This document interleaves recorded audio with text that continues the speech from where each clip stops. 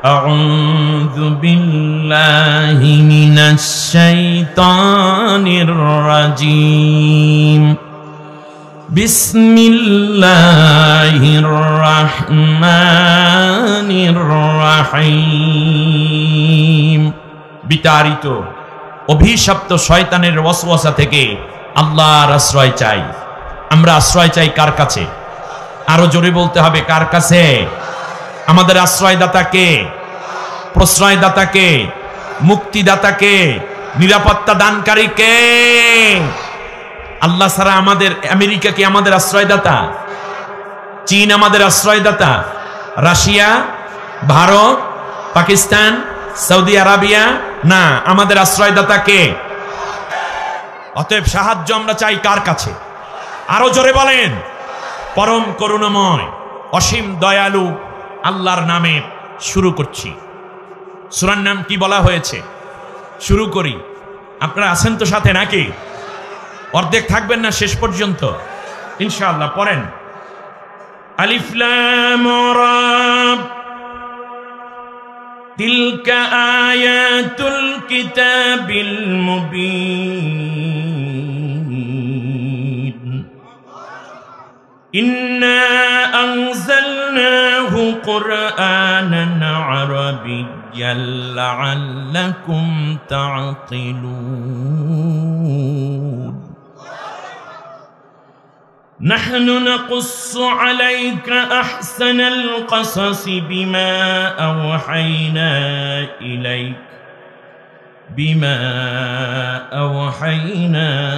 إليك هذا القرآن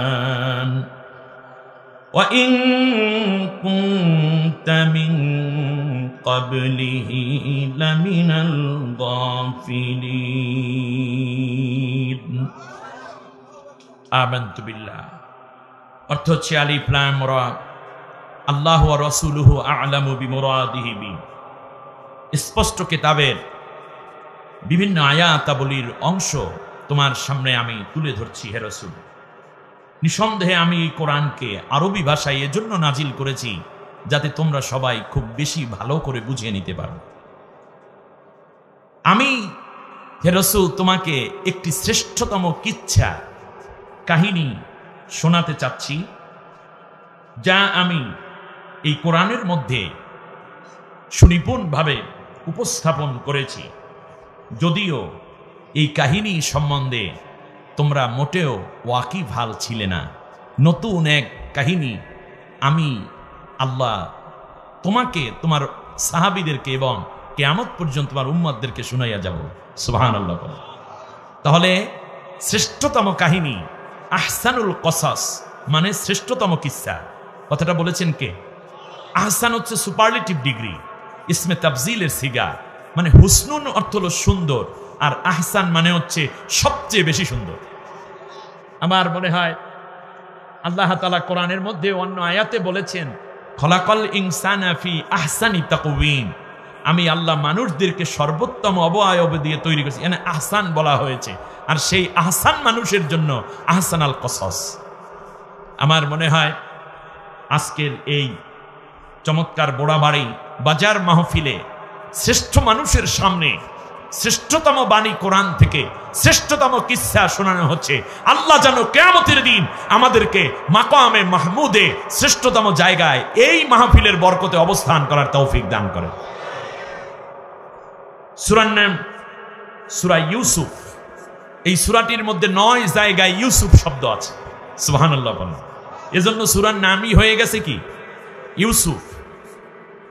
সূরাটি মক্কায় অবতীর্ণ, কোরআনের 12তম সূরা, 12তম পারা, 12টি রুকু আছে। সুবহানাল্লাহ। বলেন তো দেখি কয়টা 12 হলো?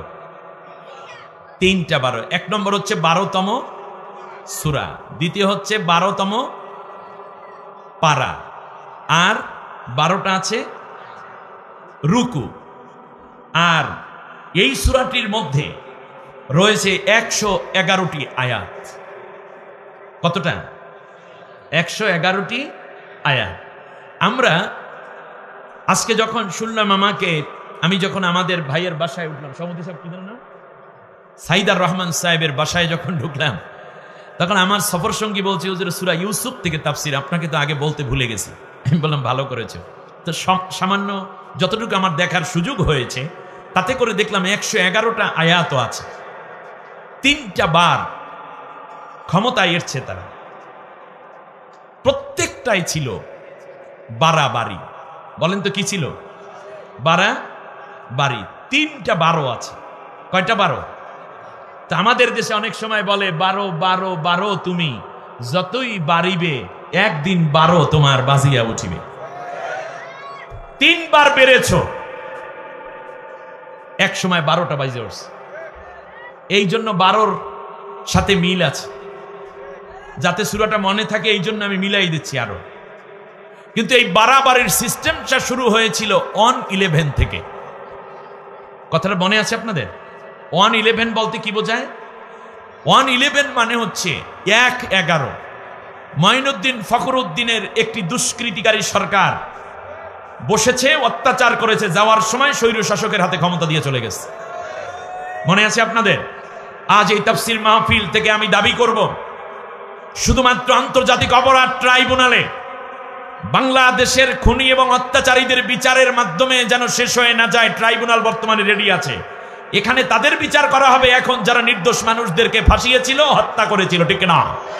ঠিক তার পাশাপাশি মাইনুদ্দিন ফখরুদ্দিন সরকারের সময় যারা বাংলাদেশকে বেশি ভেজাল বাজাইয়ে গিয়েছিল তাদেরকে ট্রাইব্যুনালে বিচার করার হোক। আপনার দাবি আছে ঠিক না? এই দাবির সাথে আপনারা একমত কিনা সেটা বলেন।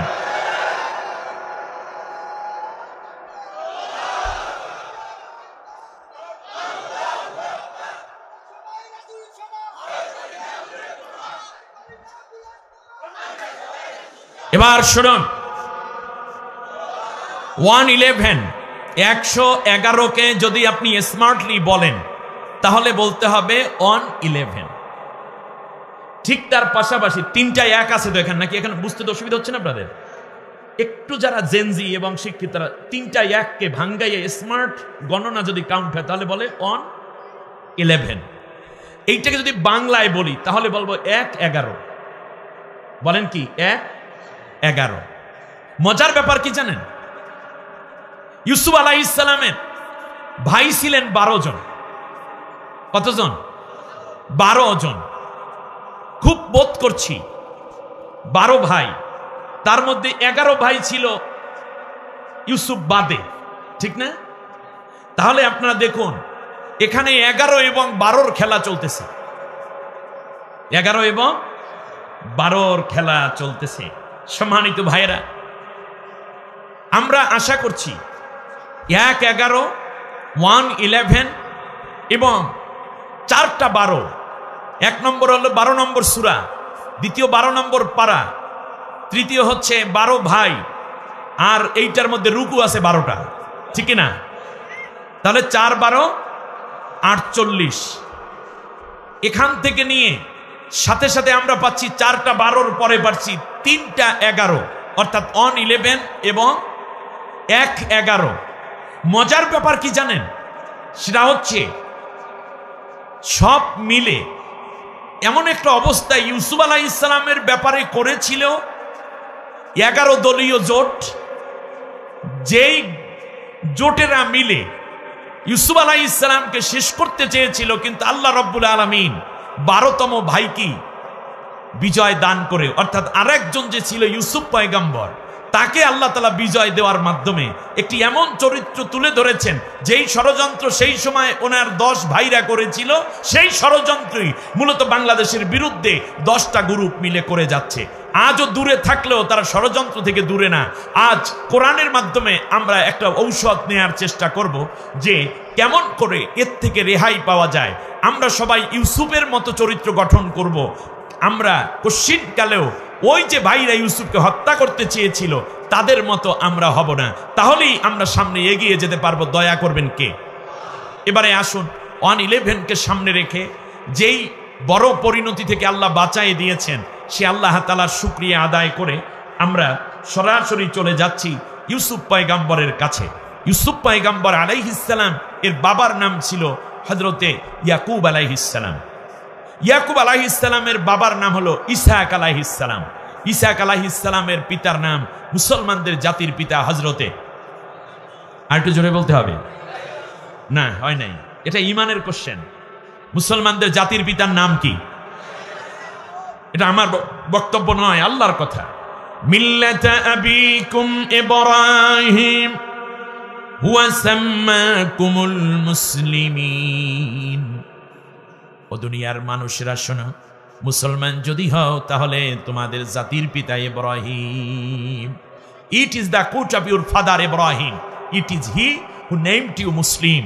সুতরাং বোঝা যায় ইব্রাহিম আলাইহিস সালামের পরে কোন মুসলমান কিয়ামত পর্যন্ত অন্য কোন ব্যক্তিকে জাতির পিতা মানলে সে আল্লাহর কোরআনের বিরোধী করলো, আল্লাহর কোরআনের বিরোধিতা করার কারণে সে ঈমান থাকবে না, সে কাফের হয়ে যাবে। এবারে আসুন, জোর করে কি জাতির পিতা হওয়া যায়? বানানো যায়? কিয়ামত পর্যন্ত মুসলমানরা আল্লাহর প্রিয় খলিল ইব্রাহিম আলাইহিস সালামকে জাতির পিতা মানবে, আর তোমরা জোর করে মূর্তি বানাইয়া চোখের সামনে দিয়ে জাতির পিতা বানাইতে চেয়েছো। জেনজিরা মূর্তি শুধু ভাঙ্গে নাই, কত যে অপমান করে ভেঙেছে, তোমার কোন সোনার ছেলেরা এসে সামনে দাঁড়ানোর সাহস পায় নাই, আর দাঁড়াতে পারবে যে এরকম কোনো সম্ভাবনাও নাই। শুনাই দেব কেমনি সম্ভাবনা নাই। এবারে আসেন, আমরা সোজা ছোট্ট করে একটা জায়গায় যদি চলে যাই, আল্লাহ রাব্বুল আলামিন বলছেন, শোনো, যারা পালিয়ে যায় তাদের অবস্থা খুব খারাপ হয়ে যায়। তার কারণ হচ্ছে একজন নবী কোনো অপরাধ না কইরেই পালাইছিলেন। নাম কি? এই দেখি পারেন কিনা? হযরতে ইউনুস আলাইহিস সালাম। জোরে বলেন কি? ইরাক থেকে পালিয়ে যাচ্ছেন দজলা নদী পার হয়ে ওপারে। আল্লাহ তাআলার হুকুম যে দেশ ছেড়ে পালালে তাদেরকে আমি ঠিক মতো রাখি না, এই জন্য আল্লাহ তার স্থান দিয়েছেন কোথায়? মাছের পেটে। আমার সাথে একটু শেয়ার করেন, আপনারা জানেন ইউনুস আলাইহিস সালাম কোথায় ছিলেন? মাছের পেটের মধ্যে ছিলেন। মাছের পেটের মধ্যে ফালানোর আগে আল্লাহ তাআলা বলছেন, ইদ আবাকা ইলাল ফুলকিল মাশহুন। যখন ইউনুস পালাইয়া যাচ্ছিল, আবাকা শব্দের অর্থ সে পালিয়ে যাচ্ছিল, তখন আমি আল্লাহ তাআলা সমুদ্রে ঝড় উঠাই দিলাম। ঝড়ের মধ্যে, তরির মধ্যে, নৌকার মধ্যে অতিরিক্ত মাল যা ছিল সব ফেলে দেওয়া হলো, এরপরও নৌকা ডুবে ডুবে অবস্থা। তখন লটারি করা হলো, ফাসাহামা ফাকানা মিনাল মুদহাদিন। লটারি হলো, সেই লটারিতে বারবার ইউনুস হেরে যাচ্ছিল। যারা পালাইয়া যায় তারা কোনোদিন জেতে না, তারা পরাজিত শক্তি। ভালো করে কথাগুলো নেন, যারা পলায় তারা কি শক্তি? আরো জোরে বলেন, তারা কি শক্তি? ফাসাহামা, তারা পরাজিত। ইউনুস বারবার পরাজিত হয়েছে। ইউনুস আলাইহিস সালাম কি যাওয়ার সময় মানুষকে হত্যা করে গেছে? না। মানুষের টাকা লুটপাট করে বিদেশে পাচার করে গেছে? অবৈধভাবে ক্ষমতায় দখল থেকে মানুষের আয়নাঘরে ঢুকাই নির্যাতন করিয়া গেছে? যায় নাই, কিছুই করে নাই, শুধু পালাইছে। জাতিকে রেখে পালাইয়া গেলেই যদি মাছের পেটে ঢোকা লাগে এবং পরাজিত হওয়া লাগে। আল্লাহ রাব্বুল আলামিন বললেন, শোনো, শেষ পর্যন্ত কি হয়েছে জানো? ফালাউলা আন্নাহু কানা মিনাল মুসাব্বিহিন। ইউনুস মাছের পেটের মধ্যে গিয়ে ওয়া হুয়া মুলিম, সে নিজেকে নিজে ধিক্কার দেয়া শুরু করলো।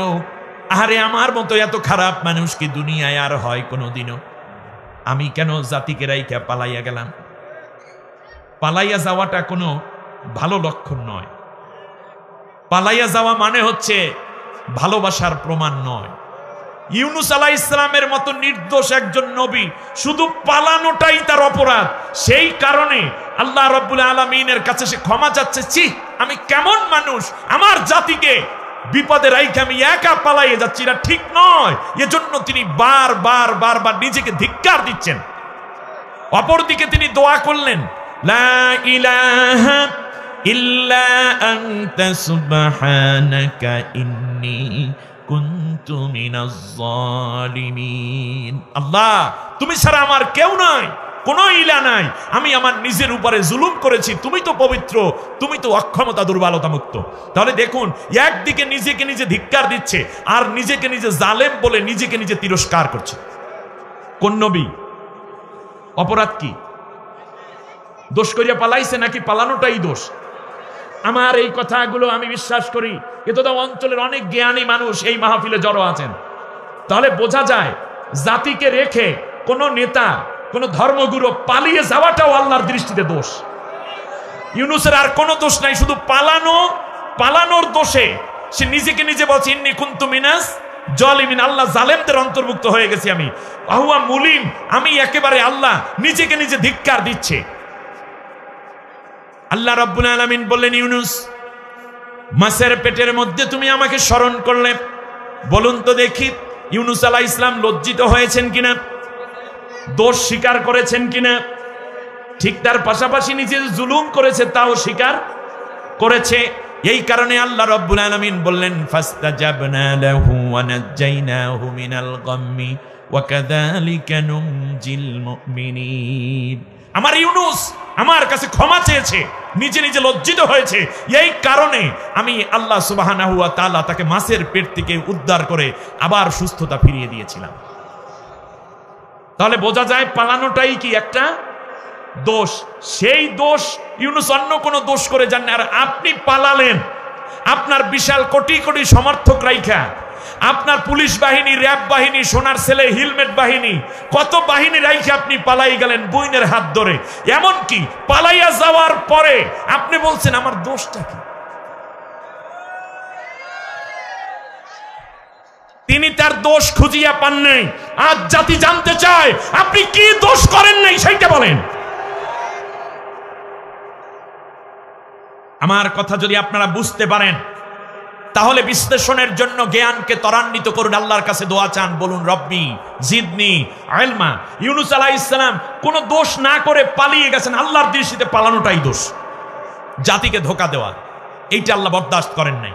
এখন আল্লাহ তাআলা বলতেছেন, শোনো, ফালাউলা আন্নাহু কানা মিনাল মুসাব্বিহিন, যদি আমার ইউনুস এইভাবে ক্ষমা না চাইতো, আর যদি আমার কাছে এমন করে অনুশোচনা না করত, তাহলে আমি আল্লাহ রাব্বুল আলামিন লালাবাসা ফি বাতনিহি ইলা ইয়াউমি ইউবাসুন, কিয়ামত পর্যন্ত আমি আল্লাহ ইউনুসকে মাছের পেটের মধ্যে রেখে দিতাম, কোনোদিন তারে আমি মুক্তি দিতাম না। তাহলে বোঝা যায় যারা পালাইয়া যায়, পালাইয়া যাওয়ার পর যদি সে অনুশোচনাই না বোঝে তাহলে সে কোনোদিন আর বের হতে পারে না। অতএব আজ কোরআন প্রমাণ করে আমাদের বাবু কোনোদিন আর ফিরে আসতে পারবে না, তার কারণ অপরাধ করার পর তার ভিতর অপরাধ বোধ জাগ্রত হয় নাই। দ্বিতীয় কথা, আল্লাহ রাব্বুল আলামিন বলেন, শোনো, আমার ইউনুস নিজে নিজের অপরাধ স্বীকার করার কারণে তাকে আমি ফিরাইয়া দিলাম। ফানাবাদনাহু বিল আরাই ওয়া হুয়া সাকিম। আল্লাহু আকবার। তাকে ফিরিয়ে দিলাম এমন অবস্থায় সে একেবারে দুর্বল। সাকিম শব্দের তিনটা অর্থ হয়, ভালো করে বুঝেন। প্রথম অর্থ হচ্ছে মানসিকভাবে অসুস্থ, যাকে বলে রং হেডেড, অর্থাৎ মেধায় বেশি কাজ করে না যখন, তখন আরবিতে বলে সাকিম। অথবা মানসিকভাবে এমন অবস্থা যে অস্থির অস্থির ভাব, যেমন ইব্রাহিম আলাইহিস সালাম বলেছিলেন যে আল্লাহ তাআলা প্রিয় খলিল ইব্রাহিম আলাইহিস সালাম ফানাজারা নাজরাতান ফাকালা ইন্নী সাকিম, যখন তাকে জাতির লোকেরা মূর্তি পূজার জন্য ডাকলো তখন তিনি বললেন যে আমি সাকিম, মানে মানসিকভাবে আমি দুর্বল, আমি তোমাদের সাথে যাব না। দ্বিতীয় হচ্ছে যেই ব্যক্তি বিবেককে হারিয়ে ফেলে তাকেও আরবিতে বলে সাকিম। আর তৃতীয় হলো এমন অবস্থা যে কোনো ব্যক্তি, মনে করেন এই বাজারে কোনো ব্যক্তি পড়ে গেছে, তখন আপনারা 2-4-5 জন যুবক গিয়ে তাকে একটা অটোতে উঠাইয়া হাসপাতালে নিতে চান, তখন এইভাবে ধরে না, পিছন দিক থেকে ধরিয়া কাছে, আচ্ছা একটু হাঁটেন, আমি ধরছি শক্ত করিয়া পিছন দিক থেকে, তো পিছন দিক থেকে ধরে, কিন্তু কি করে উনি ভাঙ্গা চুরে একেবারে পড়ে যায়। এরকম কোনো মানুষের দেখা আপনারা পেয়েছেন কিনা জীবনে? তাকে আরবিতে বলে সাকিম। আমার মনে হয় এই সাকিমের অর্থ হলো এই যে তোমরা যতজনই চাও এখন ধৈর্য তাদেরকে দাঁড় করাইতে, আমি এবার ইউনুসের মতো মানুষকে সাকিম করে দিয়েছিলাম পালানোর কারণে। আমার মনে হচ্ছে ভারত যতই চাক আপাকে দাঁড় করাইতে, দেশের মধ্যে যত ষড়যন্ত্র করিয়া চাক দাঁড় করাইতে, রয়ের এজেন্ট আর দালালরা যতই চাক বামপন্থীরা খাড়া করতে, এটা আর দাঁড়াইবে না। তার কারণ ধৈর্য দাঁড়াইলো পরে যাবে। তার কারণ আল্লাহ নিজে হযরত ইউনুস আলাইহিস সালামের ব্যাপারেই বলেছেন, আমি আল্লাহ তাআলা বিল আরাই ওয়া হুয়া সাকিম, জোর কইরাও দাঁড় করাইতে পারত না, এমন দুর্বলতার মধ্যে আমি তার পৌঁছাই দিয়েছিলাম। শুনুন, ইউনুস আলাইহিস সালামকে এরপর 40 দিন পর আল্লাহ ফিরাই দিয়েছেন, ঠিক না? 40 দিন। তাহলে বোঝা যায় যারা পালাইয়া যায় তাদের প্রথম স্টেপ হলো 40 দিন পর ফিরে আসা। 40 দিন আছে না বেশি হয়েছে? অতএব she won't come back in Bangladesh, impossible। সে আর ফিরে আসবে না, এটা ইম্পসিবল। এক। দ্বিতীয় যে এই ঘটনাটা, সেইটা হচ্ছে আল্লাহ তাআলা বলেন, শোনো, ফিরাইয়া তো আনছিলাম আমি ইউনুসকে মাপ চাওয়ার কারণে, কোনো দোষ না কইরা পালানোর অপরাধের স্বীকার করার কারণে এনেছি, যে প্রথমেই আইনা আমি তাকে মূল জায়গায় ঢুকাই নাই। কি করেছি শোনো, ওয়াআমবাতনা আলাইহি শাজারাতাম মিন ইয়াকতিন, কদু গাছ চিনেন আপনারা? এটা আপনাদের এলাকায় কি বলেন? লাউ গাছ। আমি আল্লাহ যখন তাকে মাছে বমি করে তাকে যখন ফেলে দিল, তখন সে এত দুর্বল ছিল যে কেউ তাকে দাঁড় করাইতেও পারছিল না। তারপর আমি আল্লাহ কি করলাম, উপরে কদু গাছের ছাউনি দিলাম, যাতে মশা মাছি কম পড়ে এবং সূর্যের তাপ তার গায়ে কম লাগে। এই জন্য তাহলে বোঝা যায় যারা পালাইয়া যাইতে চান, পালাই গেছে তারা তো আসবে না। যারা আছেন, যদি বেশি উল্টাপাল্টা করেন, ওই যে 2-1 যারা গেছে এরা যদি ফিরেও আসে, দোষ স্বীকার করে, তাহলে কোনোদিন আর Ganabhaban, Bangabhaban, secretariat, MP hostel কিংবা সংসদ ভবনে আর জায়গা হবে না। কোরআন সাক্ষ্য দিচ্ছে তাদেরকে ফিরে এনে প্রথমে আনা হবে গাছতলায়। হ্যাঁ, কথা বোঝেন না আপনারা? তো আসতে বলেন কেন? কোরআন দিয়ে বলতেছি আমি। পালানো মানুষকে আল্লাহ ফিরাই আনেন কোথায়? একটা উদাহরণ দেই তাহলে তাড়াতাড়ি বুঝবেন। সেটা হচ্ছে, বাংলাদেশে পালাইয়া যাচ্ছিল এক খুনি, যদি হচ্ছে বিচারপতি হয়েছিল, আল্লামা সাইদি সাহেবের বিরুদ্ধে ফাঁসির রায় দিয়েছে, নাম কালামানিক। ঠিক না বলেন? এই কালামানিক শুইছে কোথায় যাইয়া? জয়ন্তা, সিলেটের জয়ন্তা সীমান্ত দিয়ে যখন যাচ্ছিল, একজন বিচারপতি আল্লাহ তাকে শোয়াইয়া দেশে কলা পাতার উপরে, আর উপরে ছিল গাছের পাতালতা। অতএব নতুন করে অনেক কিছু করার স্বপ্ন দুঃস্বপ্নে পরিণত হবে।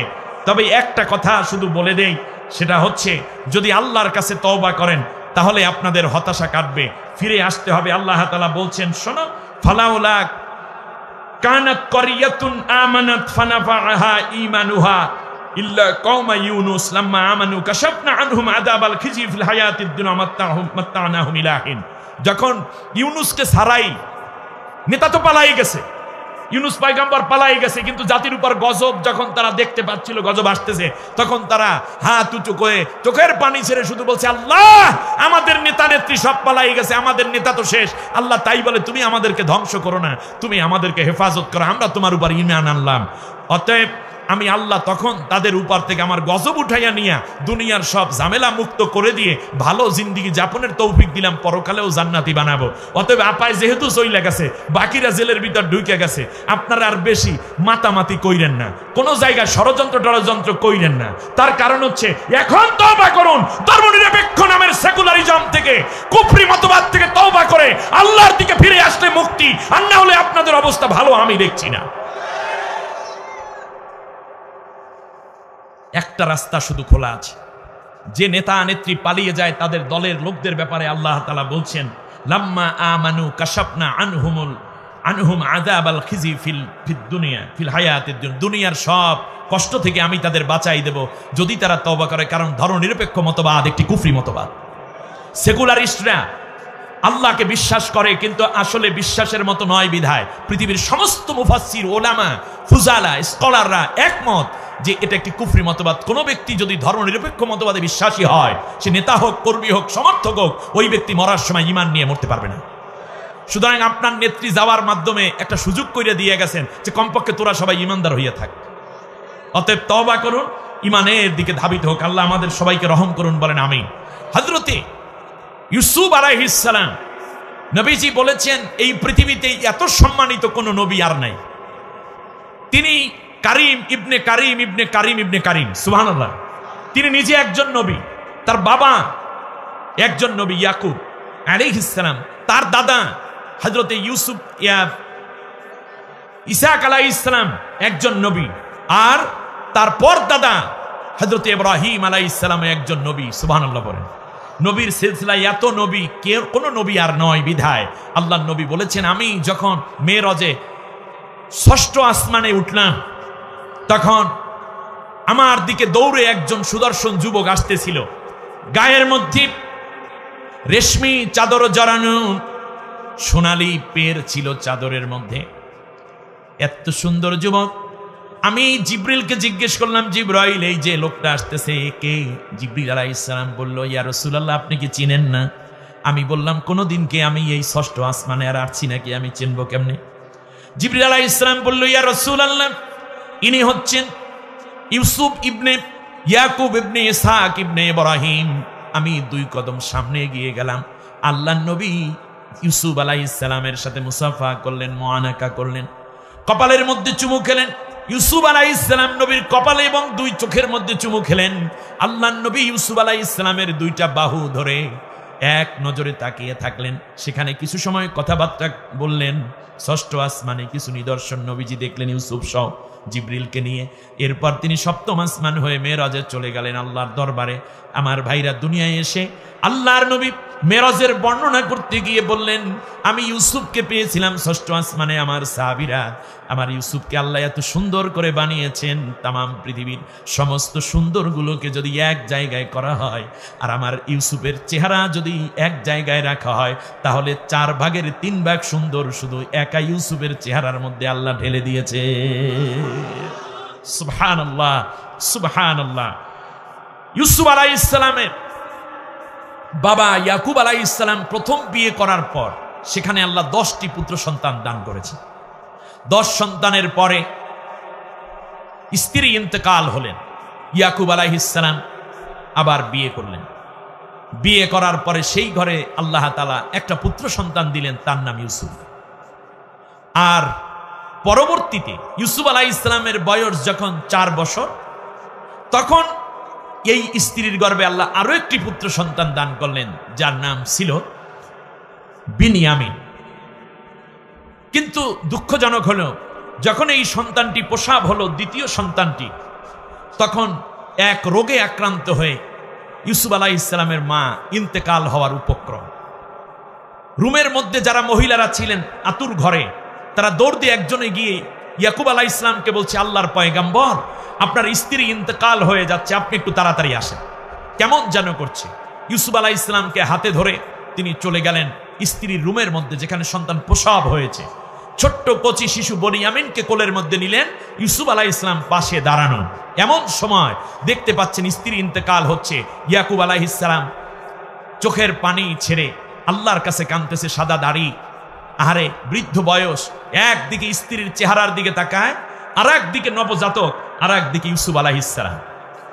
ইউসুফ আলাইহিস সালাম মায়ের শিয়রের পাশে বসে পড়লেন। মায়ের মৃত্যু যন্ত্রণা দেখতেছেন। কপালের মধ্যে চুমু খায়, গালের সাথে গাল লাগিয়ে ডাক দেয়, মাগো, আপনি এরকম করছেন কেন? ইয়াকুব আলাইহিস সালাম আস্তে করে ইউসুফ আলাইহিস সালামের হাত ধরে দাঁড় করাইয়া দিলেন।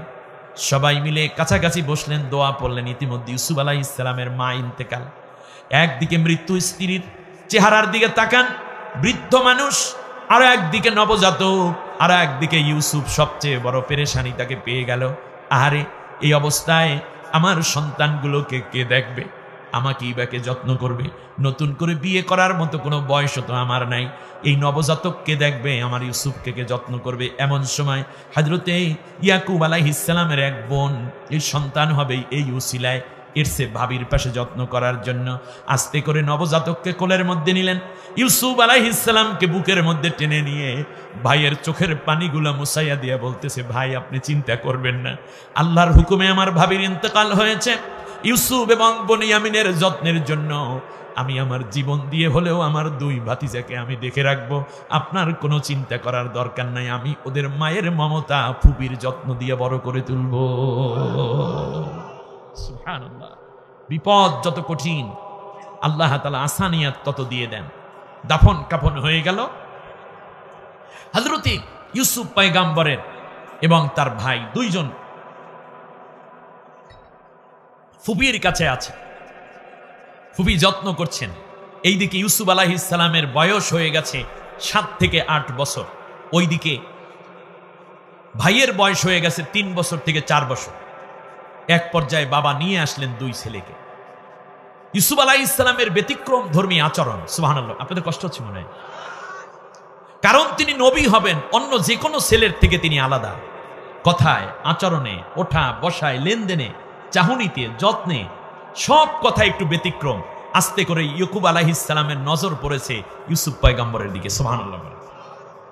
ইউসুফ পয়গম্বর বাবাকে ডেকে বলছেন, ইদ ক্বালা ইউসুফু লিআবিহি ইয়া আবাতি ইন্নী রাআইতু আহাদা আশারা কাওকাবান ওয়াশ-শামসা ওয়াল কমারা রাআইতুহুম লি সাজিদিন। বাবার কাছে বলতেছে, আব্বা আমি দেখতেছি 11টা নক্ষত্র মানে তারকারাজি এবং সূর্য ও চাঁদ আমাকে সিজদা করতেছে। সুবহানাল্লাহ বলেন।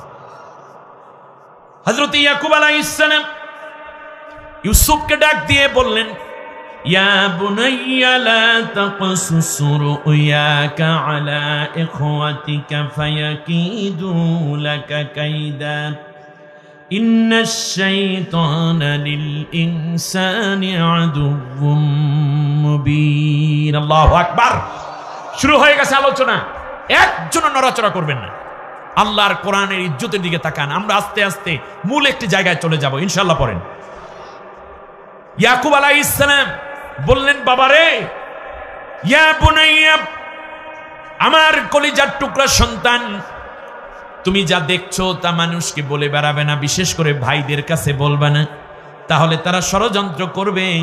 আর ষড়যন্ত্রকারীদের হেল্পার হয়ে যায় শয়তান।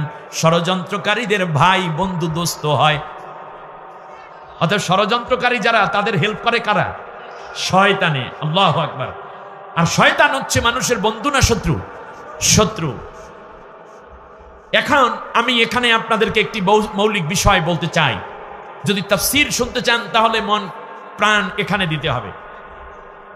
ইউসুফ আলাইহিস সালামকে অনেক মুফাসসিরিনে কেরাম এবং তাফসীরে আমরা যতটুকু পড়েছি, লেখা আছে যে ইউসুফ আলাইহিস সালাম ঘুমের ঘরে স্বপ্ন দেখেছিলেন। এই কথাই আপনারা শুনছেন, কিন্তু না, ঘুমের ঘরে যদি স্বপ্ন দেখতেন তাহলে ভাইরা মোটেও তার দুশমন হতো না। তার কারণ, এই আয়াত যখন নাজিল হয়েছে সূরাটা, তখন রাসূল সাল্লাল্লাহু আলাইহি ওয়াসাল্লামকে, আমাদের নবীকে হত্যা করার জন্য আবু জেহেল, আবু লাহাবরা বিল পাশ করে দারুন নদওয়ায় একেবারে পুরাপুরি হত্যার আয়োজন শেষ করে ফেলেছে। যেমনটা আল্লাহ বলেছেন, ওয়া ইয ইয়ামকুরু বিকাল্লাযীনা কাফারু লিয়ুসবিতুকা আও ইয়াকতুলুকা আও ইউখরিজুক। ও নবী, তোমার বিরুদ্ধে তারা 3টা বিল পাশ করেছে। অপশন, দারুন নদওয়ায়, সেই সময় হতো দারুন নদওয়ায় আবু জেহেলরা, আর আমার দেশে জাতীয় সংসদে আল্লাহর কোরআনের কথা যারা বলে, দেশকে যারা বেশি ভালোবাসে, তাদের বিরুদ্ধে এরাও আইন পাশ করে তাদেরকে হত্যার ষড়যন্ত্রই করেছিল। ঠিক না বলেন? মজার কাহিনীটা একটু সামনে এসে আমি মিলিয়ে দিচ্ছি, এবার খেয়াল করুন। তারা 3টা অপশন রেখেছে। লেয়ুসবিতুকা, আমৃত্যু কারাদণ্ড দিবে, আও ইয়াকতুলুকা, অথবা তোমাকে হত্যা করবে জেলের মধ্যে থাকতি, আও ইউখরিজুক, অথবা নাগরিকত্ব ক্যান্সেল করে অন্য দেশে নির্বাসনে পাঠাবে। কাউকে হত্যা করেছে জেলের মধ্যে, কাউকে আমৃত্যু কারাদণ্ড দিয়েছে, আর ষড়যন্ত্র বুঝে তারা হত্যাও করে ফেলেছে। এরকম ঘটনা আমাদের দেশে ঘটেছে কিনা? বর্তমান প্রেক্ষাপটে এসে আজ আমি আপনাদেরকে জানিয়ে দেব ইউসুফ আলাইহিস সালাম কিভাবে ঘুরে দাঁড়িয়েছেন। অতএব আজ মনে করি জেনজি যারা ছিল তারা মূলত সাধারণ কোনো ব্যক্তি নয়, ওরা ইউসুফ আলাইহিস সালামের উত্তরসূরি। ওরা ইউসুফ শুধু তাই নয়, এরা হচ্ছে, মনে রাখবেন, হযরতে ইউনুস আলাইহিস সালামের উত্তরসূরি। এরা খাব্বাব খুবাইয়ের উত্তরসূরি, বেলাল আরাতের উত্তরসূরি, এরা শাহজালালের উত্তরসূরি, এরা সাইয়্যদ কুতুবের উত্তরসূরি। সুতরাং আগামী দিন মূলত এই জেনজি এবং মেধাবীরাই কেবলমাত্র শাসন করবে, ষড়যন্ত্রকারীরা আর মাথা উঁচু করে দাঁড়াতে পারবে না। এটাই চূড়ান্ত। কিন্তু কিভাবে? আজকের প্রেক্ষাপট আপনারা মন দিয়ে শোনার চেষ্টা করুন। ইউসুফ আলাইহিস সালাম যখন এই কথাগুলো বলতেছিলেন, তিনি বললেন, বাবা এই কথা ভাইদের কাছে বলো না। সময়টা ছিল নবীর কাছে। কখনোই সূরাটা নাজিল হলো যখন বিল পাশ করে ষড়যন্ত্র করে নবীকে শেষ করতে চায়। তখন আল্লাহ রাব্বুল আলামিন এই সূরা নাজিল করে তদানীন্তন কাফের আবু জেহেল, আবু লাহাব, উতবা, সাইবা, রবিয়া, উমাইয়া বিন খালফ সহ যারা নবীকে হত্যা করার জন্য সম্মতি দিয়েছে, উদ্যোগ নিয়েছে, তাদেরকে বোঝাচ্ছেন, শোনো, তোমাদের আগে একজন নবী ছিল, তার নাম ছিল ইউসুফ। তার ভাইরা তাকে হত্যা করার জন্য পুরাপুরি আয়োজন করেছিল, কিন্তু ভাইয়েরা হত্যা করার জন্য তাদেরকে কূপের মধ্যেও ফেলে দিয়েছিল ইউসুফকে। কিন্তু আমি আল্লাহ রব্বুল আলামিনের কুদরত কূপের মধ্য থেকে উঠাইয়া আমার ইউসুফকে আমি আল্লাহ মিশরের প্রেসিডেন্ট বানাইয়া যেই ভাইরা হত্যা করতে চেয়েছিল সেই ভাইদেরকে মাথা নিচু করাইয়া আনুগত্যের মস্তক অবনত করে আমি তাদের হাতে বায়াত নিতে তাদেরকে বাধ্য করেছিলাম। যেমন করে ঠিক তেমনই আজকে তোমাদের ভাই মুহাম্মদকে তোমরা হত্যা করতে চাও। কারণ দেশের ভাই আছে না, দেশের ভাই দশের ভাই বলি না আমরা, তো তোমাদের ভাই ইউসুফকে তোমরা হত্যা করতে চাও। মনে রাখবা তোমাদের এই হত্যার বিল একদিন থেকে যাবে খাতা কলমে, কিন্তু আমি আল্লাহ রব্বুল আলামিন ঘুরাইয়া ফিরাইয়া এই ইউসুফকে এই মক্কার প্রেসিডেন্ট বানাই দেব, আর তোমাদেরকে আমার মুহাম্মাদের সামনে দাঁড় করাইয়া আনুগত্যের মস্তক নিচু করে তার হাতে বায়াত নিতে বাধ্য করব। সুতরাং যারা ষড়যন্ত্রকারী তারা একদিন ফিরে আসবে ইসলামের কাছে, ইচ্ছায় কিংবা অনিচ্ছায়। আল্লাহ যেন আমাদেরকে স্বেচ্ছায় ফিরে আসার তৌফিক দান করেন। আমার বন্ধুগণ, ইউসুফ আলাইহিস সালামকে কেন ভাইরা হত্যা করতে চায়? তার কারণ ছিল এই যে ইউসুফের ভিতর স্বপ্ন আছে। কি আছে? এই ইউসুফ আলাইহিস সালাম কি ঘুমের ঘরে স্বপ্ন দেখছেন? না, স্বপ্ন দুই ধরনের। আমি আপনাদেরকে বলি, এখানে তিনি বলছেন ইয়া আবাতি ইন্নী রাআইতু আহাদা, আমি দেখছি আহাদা আশার, আমি দেখছি 11টা নক্ষত্র এবং চাঁদ সূর্য আমাকে সিজদা করে। অর্থাৎ সেই সময় যে প্রেসিডেন্ট হয় দেশের, তাকে তার অনুগত যারা তারা কি করত? সিজদা করত। যদিও আমাদের শরীয়তে এই সিজদা সম্পূর্ণ হারাম, কিন্তু সেই সময় যেহেতু স্বপ্নে দেখাচ্ছেন আল্লাহ ইউসুফ আলাইহিস সালামকে, এই জন্য তিনি যে প্রেসিডেন্ট হবেন, তাই প্রেসিডেন্ট হলে, দেশপ্রধান হলে তার আলামত হলো তাকে অন্যরা কি করে? সিজদা করে। এই জন্যই এইরকম স্বপ্ন দেখাইছেন আল্লাহ রব্বুল আলামিন। এই জন্য ইয়াকুব আলাইহিস সালাম বললেন, বাবা তুমি যে রাষ্ট্রপ্রধান হবে, তুমি যে বড় রাজনীতিবিদ হবে, তুমি যে দেশের প্রধান হবে, এই কথা তোমার ভাইদের কাছে বইল না, তাহলে তোমার শেষ করে দিবে। খেয়াল করেছেন? আজকে আবার ক্যামেরার লেন্সটা ক্লোজ করে বুঝাইয়া দেই, যদি বুঝতে পারেন তাহলে ডোমারবাসী ধন্য। দেখুন, আমার বিশ্বাস আপনারা বুঝতে পারবেন। বাংলাদেশে ইসলামের খেদমত করে এরকম বহু পীর আছে না নাই? কিন্তু বাংলাদেশে কোরআন দিয়ে সংসদ চলুক এইরকম স্বপ্ন তাদের ভিতরে নাই। তাদের ইচ্ছে হলো খানকাটা আর একটু বড় হবে, মুরিদ একটু বাড়বে।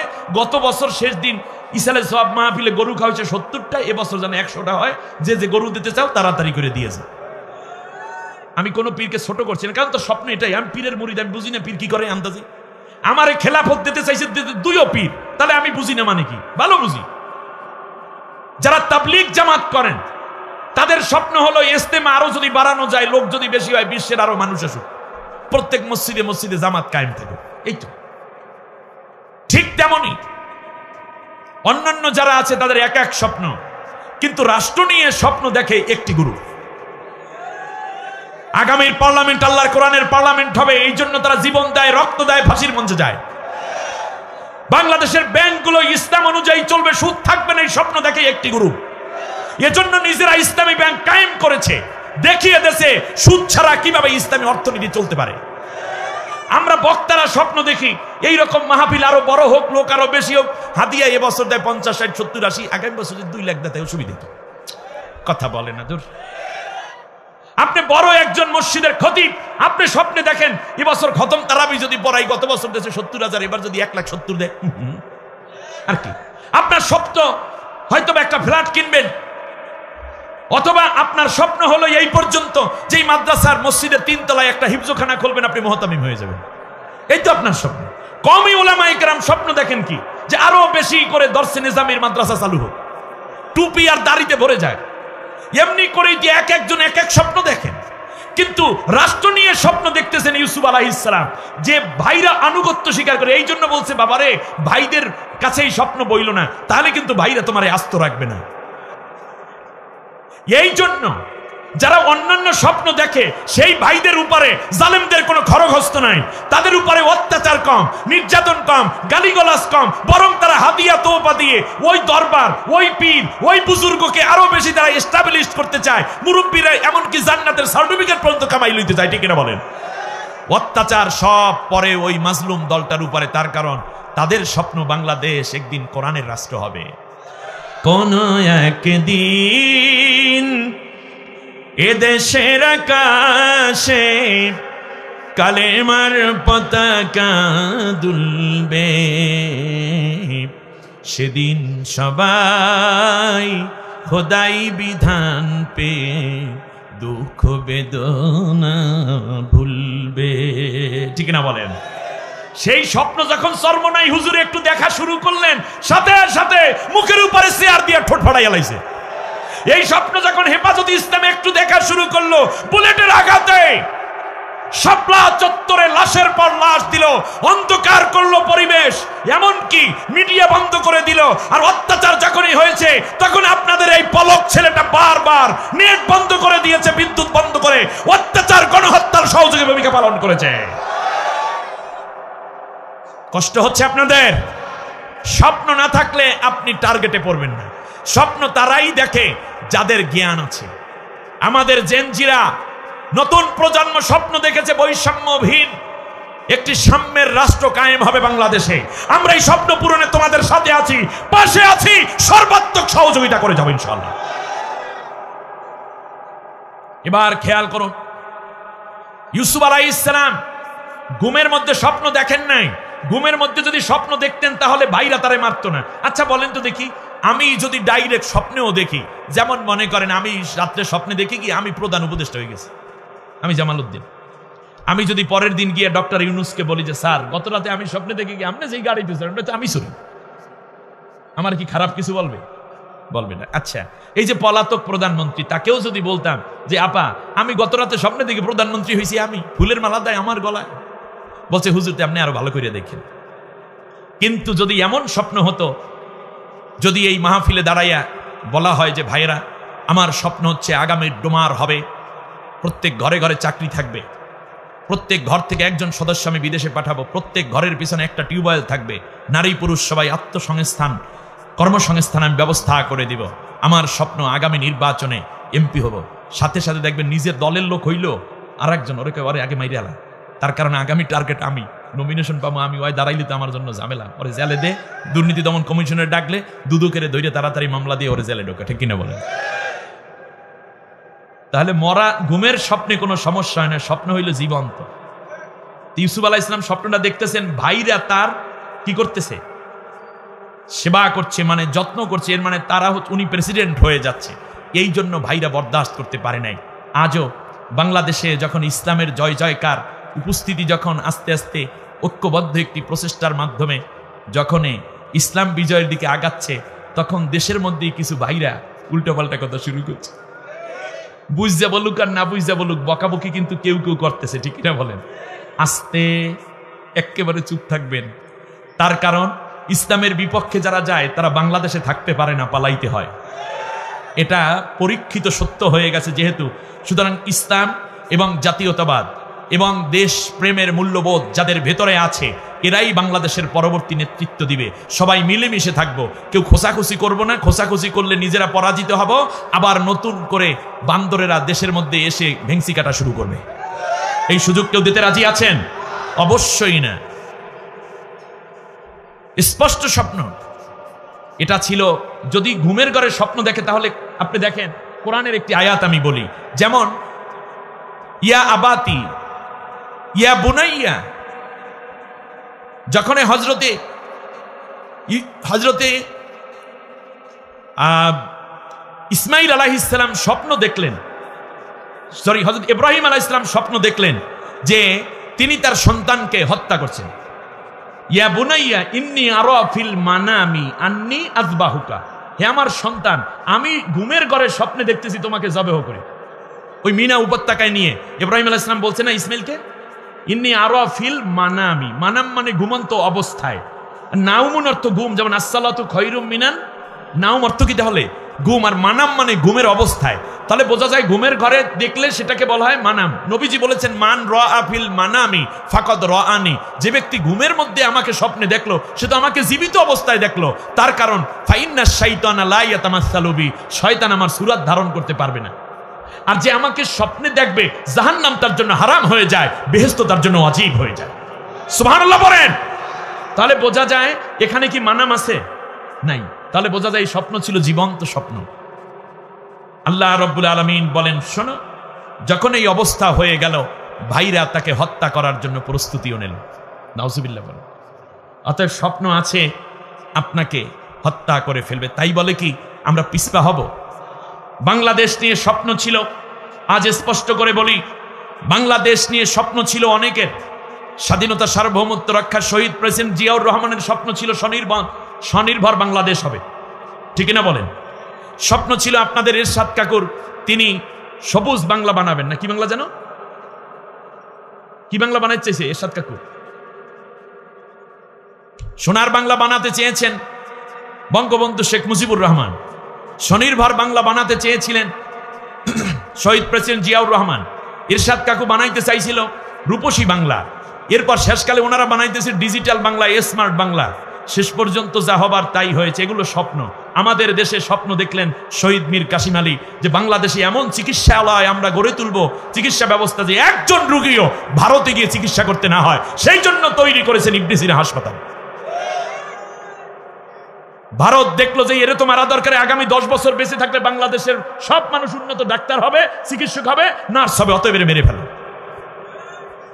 বাংলাদেশে ইসলামী অর্থনীতি যেভাবে ডেভেলপ হচ্ছিল, মানুষের এমনিতেই অর্থনৈতিক সমৃদ্ধি আসতো, দারিদ্রতা কেটে যেত। সাথে সাথে সুদী ব্যাংকের লোকেরা দেখা শুরু করলো যে হায় হায়, এইটা টিকাইয়া রাখলে তো আমাদের সমস্যা। অতএব এই যে মেরে ফেলার চিন্তাটা, মেরে ফেলতে পারো নাই, তার কারণ ভাইরা যখন আব্বার কাছে বলল যে আব্বা, ইউসুফ যে স্বপ্ন টপ্ন দেখে, ভাইয়েরা তাড়াতাড়ি মিটিং করলো। মিটিং করে বলল যে ইউসুফকে এখনই মেরে ফেলো। তার কারণ ইউসুফের স্বপ্ন পূরণ যদি আমরা ঠেকাইতে চাই, তাহলে ইউসুফকেই মেরে ফেলতে হবে। আমার বন্ধুগণ, তারা ভাইয়ের কাছে চলে গেল। প্রথম বাবার কাছে গিয়ে বলল, ইদ ক্বালু লা ইউসুফু ওয়া আকুহু আহাব্বু ইলা আবিনা মিন্না ওয়া নাহনু উসবাতুন ইন্না আবানা লাফি দালালিম মুবিন। যেই শোনো, আমার আব্বা আমাদের চাইতে ইউসুফকে বেশি ভালোবাসে, সুতরাং ইউসুফকে আমরা মেরে ফেলার মাধ্যমে আমরা আস্তে করে আব্বার নজর আমাদের দিকে নিয়ে আসব। তারা বলল যে তাহলে কি করা দরকার? ভাইরা 3টা পরামর্শ দিয়েছে, আপনাদের শুনতে কষ্ট হচ্ছে। 1 নম্বরে বলল উকতুলু ইউসুফা। এক ভাই বলল ইউসুফকে ডাইরেক্ট হত্যা করে ফেলো।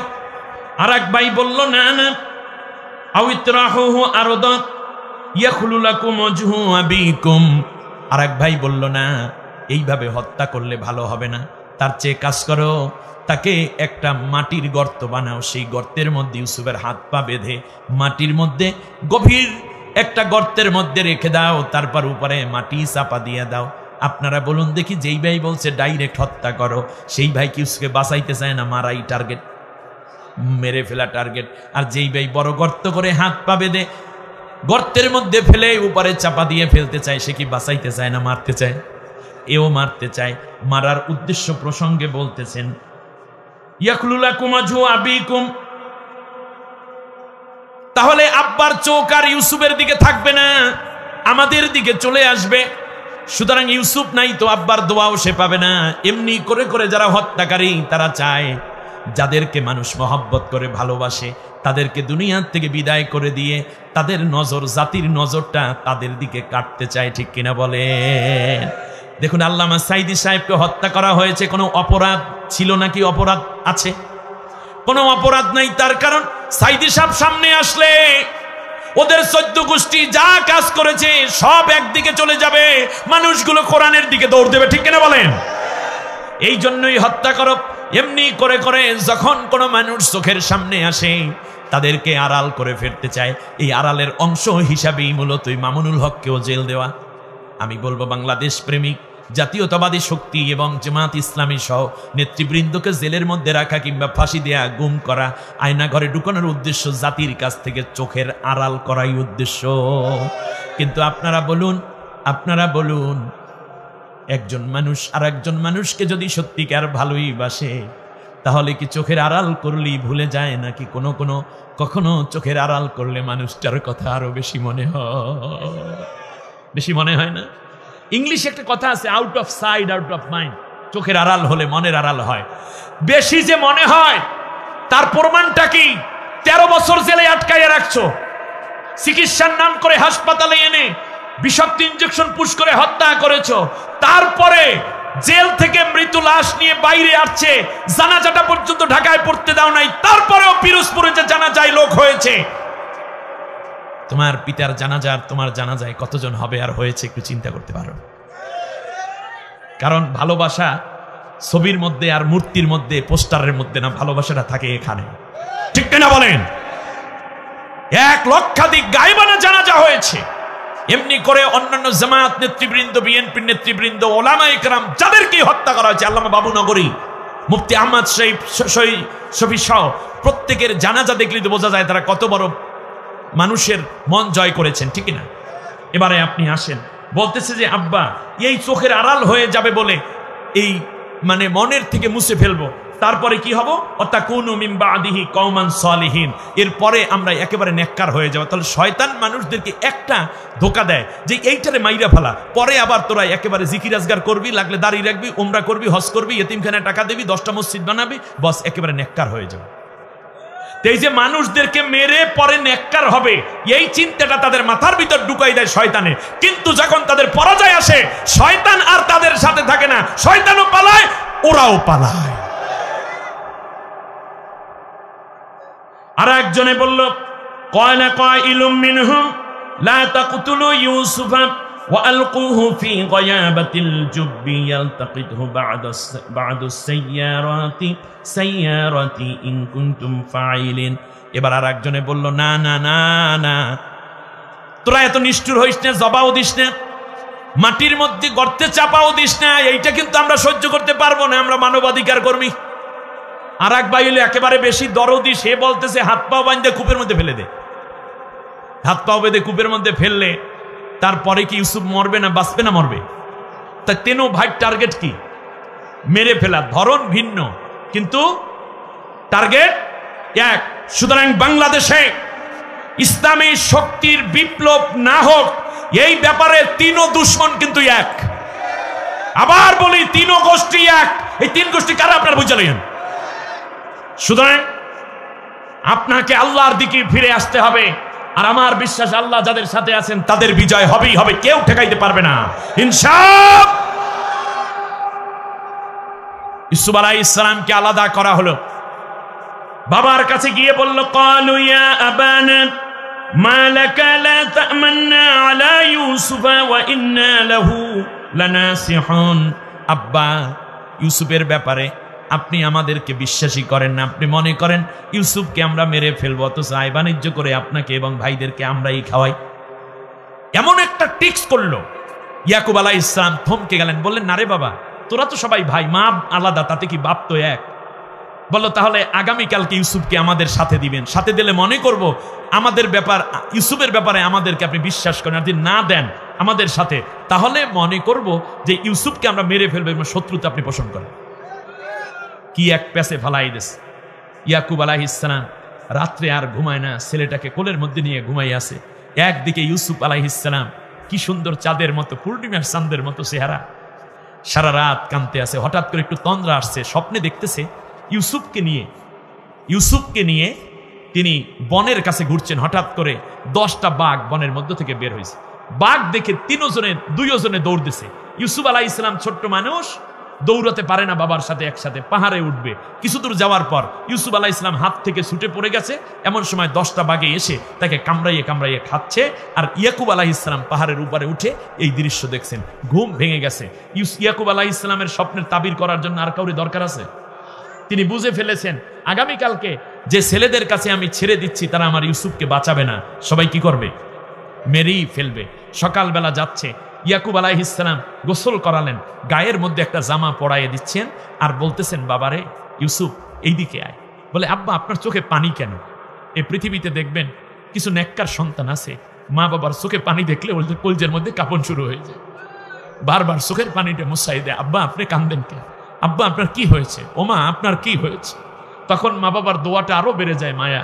বলল, বাবা না, তেমন কিছু হয় নাই, তবে ইউসুফ একটা কথা বলি শোন, পৃথিবীতে এমন কিছু সময় আসে যখন চারপাশে ভাই বন্ধু শত্রু হয়ে যায়, মা বাবাও কোনো উপকার করতে পারে না। এমন পরিবেশ যদি তোর জীবনে কখনো আসে, তাহলে তুমি বাবা বাবা বলে ডাকবে না, মা মা বলে চিৎকার করবে না, ভাই ভাই বলে চিন্তা করবে না, বরং তখন তুমি আল্লাহরে ডাক দেবা যে তোমাকে আমাকে তৈরি করেছে। আসমান জমিনের মালিক যিনি, হায়াত মৌতের মালিক যিনি, ইউসুফ রে তোমারে যিনি বানাইছে, আমারে যিনি বানাইছে, ওই আল্লাহ সামিউম বাসীর, তাকে একটা ডাক দিলে তিনি কমপক্ষে 10টা জবাব দেন। ইউসুফ রে এই চরম বিপদে পরম বন্ধু হিসাবে, পরম অভিভাবক হিসাবে তুমি যদি আল্লাহকে পেতে চাও, তাহলে বিপদে অন্য কাউকে ডাকবে না, একমাত্র আল্লাহকেই ডাকবে। সুবহানাল্লাহ। ভাইরা এসে হাজির, ভাইদের কোলের মধ্যে ইউসুফকে তুলে দিলেন, বাবার সামনে কোলে লয়, কাঁধে লয়, কি সুন্দর। বাবা বললেন খেয়াল রাখো বনের বাঘেরা যেন আমার ইউসুফকে খেয়ে না ফেলে, চোখের আড়াল হয়ে বনের ভিতরে নিয়ে মাথার মধ্যে রাখা ভাই, ঘাড়ের মধ্যে যে ভাই কাঁধে নিয়েছো, জোরে একটা আছাড় মাইর ইউসুফের কোমরটা ভেঙে ফেলেছে। আর এক ভাইয়ের কাছে খোরাইয়া খোরাইয়া গেল, গিয়ে বলতেছে ভাই দেখেন আমারে খামোখা এত বড় আঘাতটা করলো, একটু ওনাকে মানা করেন, উনি জোরে একটা ঘুষি মারছে। ঘুষি মারার সাথে সাথে ইউসুফের 2টা দাঁত পড়ে গেছে, রক্ত ঝরতেছে। দাঁত হাতে নিয়ে আর এক ভাইয়ের কাছে গিয়ে দাঁড়ায়, আমার বড় ভাইরা রে, আমি তোমাদের ছোট আব্বা বলছিল তোমরা আমাকে বড় মায়া করবে, সেই বলেই নিয়ে আসছো, এখন দেখতেছি তোমরা শুধু মারো আর মারো, ব্যাপারটা কি? ও জোরে একটা থাপ্পড় মেরেছে, নাক ফেটে রক্ত বের হয়ে গেছে। আর এক ভাই জোরে একটা বাড়ি মেরেছে, ইউসুফ কাত হয়ে পড়েছে। কোনো জায়গায় নালিশ কইরা বিচার পায় না। টার্গেট ছিল আগে ইউসুফকে হত্যা করা, বিচারের জায়গায় যাইয়া বিচার পাওয়া কোনো সম্ভাবনা নাই। এই জন্য খেয়াল করুন, আমার দেশের মাজলুম ভাইয়েরা, শহীদি কাফেলার যখন দিনদারদেরকে, আলেমদেরকে, বিরোধী দলের নেতা কর্মীদেরকে যখন গ্রেপ্তার করা হয়েছিল, তখন বলা হয়েছিল ন্যায় বিচার করা হবে, কিন্তু তারা যখন দেখলো ফাঁসির রায় হয়ে গেছে, তখন তারা চিন্তা করছে আমরা আবার প্রয়োজনে হাইকোর্টে যাব, ন্যায় বিচার পাবো। হাইকোর্ট থেকে সুপ্রিম কোর্টে মনে করছে ন্যায় বিচার পাবো, সুপ্রিম কোর্ট ন্যায় বিচার দিতে ব্যর্থ হয়েছে, বলল রিভিউ করব। রিভিউ করার পরেও সেই একই কথা, তার কারণ তাদের টার্গেট হত্যা করা, হত্যা করাই তাদের মূল নীতি ছিল বলে তাদের ন্যায় অন্যায় দেখার দরকার নাই, তাদের টার্গেট তারা বাস্তবায়ন করতে চেয়েছে। যেমন ভাইয়ের ইউসুফের ভাইরা টার্গেট ছিল হত্যা করা, এই হত্যার দিকেই তারা আগাচ্ছিল, ইউসুফের কান্না তাদের কানে ধরে নাই। আবার শুনুন, আমি গল্প বলছি না, এই গল্প আমি বাস্তবে দেখাচ্ছি। ইউসুফ আলাইহিস সালাম শেষ পর্যন্ত দেখলেন ভাইয়েরা বলল যে ইউসুফকে এবার কূপে ফেলে দাও। কূপের মধ্যে ফেলে দিচ্ছে। ইউসুফ আলাইহিস সালাম কূপের কিনার শক্ত করে ধরেছেন। আর এক ভাই এসে বলল ও পাথর নিয়ে আস। এনে ইউসুফ আলাইহিস সালাম দেখলেন 60 হাত গভীর কূপ, এর নিচে পড়ে গেলেন, মরেই যাব। তখন বাঁচার জন্য তিনি কূপের কিনারটা এইভাবে শক্ত করে ধরেছে, পাথর দিয়ে জোরে জোরে কচি আঙ্গুলগুলোর উপরে মারতেছে। নিচে পাথর, মাঝখানে আঙ্গুল, উপরে পাথর দিয়ে যখন ছেঁচতেছে, তখন ইউসুফ বলতেছে ভাইরে আমি যদি পড়ে যাই আমি মরে যাব, আমি যদি মরে যাই, আমার আব্বা যদি এই খবরটা শোনে রে ভাই, আমার আব্বারে ঘরে আটকাইয়া রাখতে পারবা না, কারণ আব্বাই আমারে খুব মায়া করে। আমি রাত্রে ঘুমাইয়া থাকি, আমার আব্বা আমার ঠোঁটের মধ্যে চুমা দেয়, চোখের মধ্যে চুমা দেয়। আমার আব্বা আমার জামাটা খুইলা গলার মধ্যে চুমা দেয়, বুকের মধ্যে চুমু লাগায়। বনিয়ামিন আমার চাইতে ছোট, এরপরেও আমার আব্বা তার বুকের উপরে আমার মাথাটা উঠাইয়া আমার আব্বা বুকের সাথে বুক লাগাইয়া ঘুমায়। আমারে মাইরো না, আমি কোনোদিন তোমাদের আর ডিস্টার্ব করব না, ভাই বলে কোনো কষ্ট দিব না। তোরে আব্বাই তো তোরে খাইছে, এই কারণেই তোরে মারব। তার কারণে আব্বার নজর পড়ছে কার দিকে? এই দেশ এবং জাতির নজর পড়ছিল সৎ লোকদের উপরে, নেককারদের উপরে। এই জন্য নজর ফিরাইতে তাদেরকে হত্যা করেছিল স্বৈর শাসক, ঠিক না? সামনে আরো ঘটনা আছে, বাড়ি গেলে কিছু পাইবেন না, এখান থাকলে তো কোরআনের কথা শুনবেন।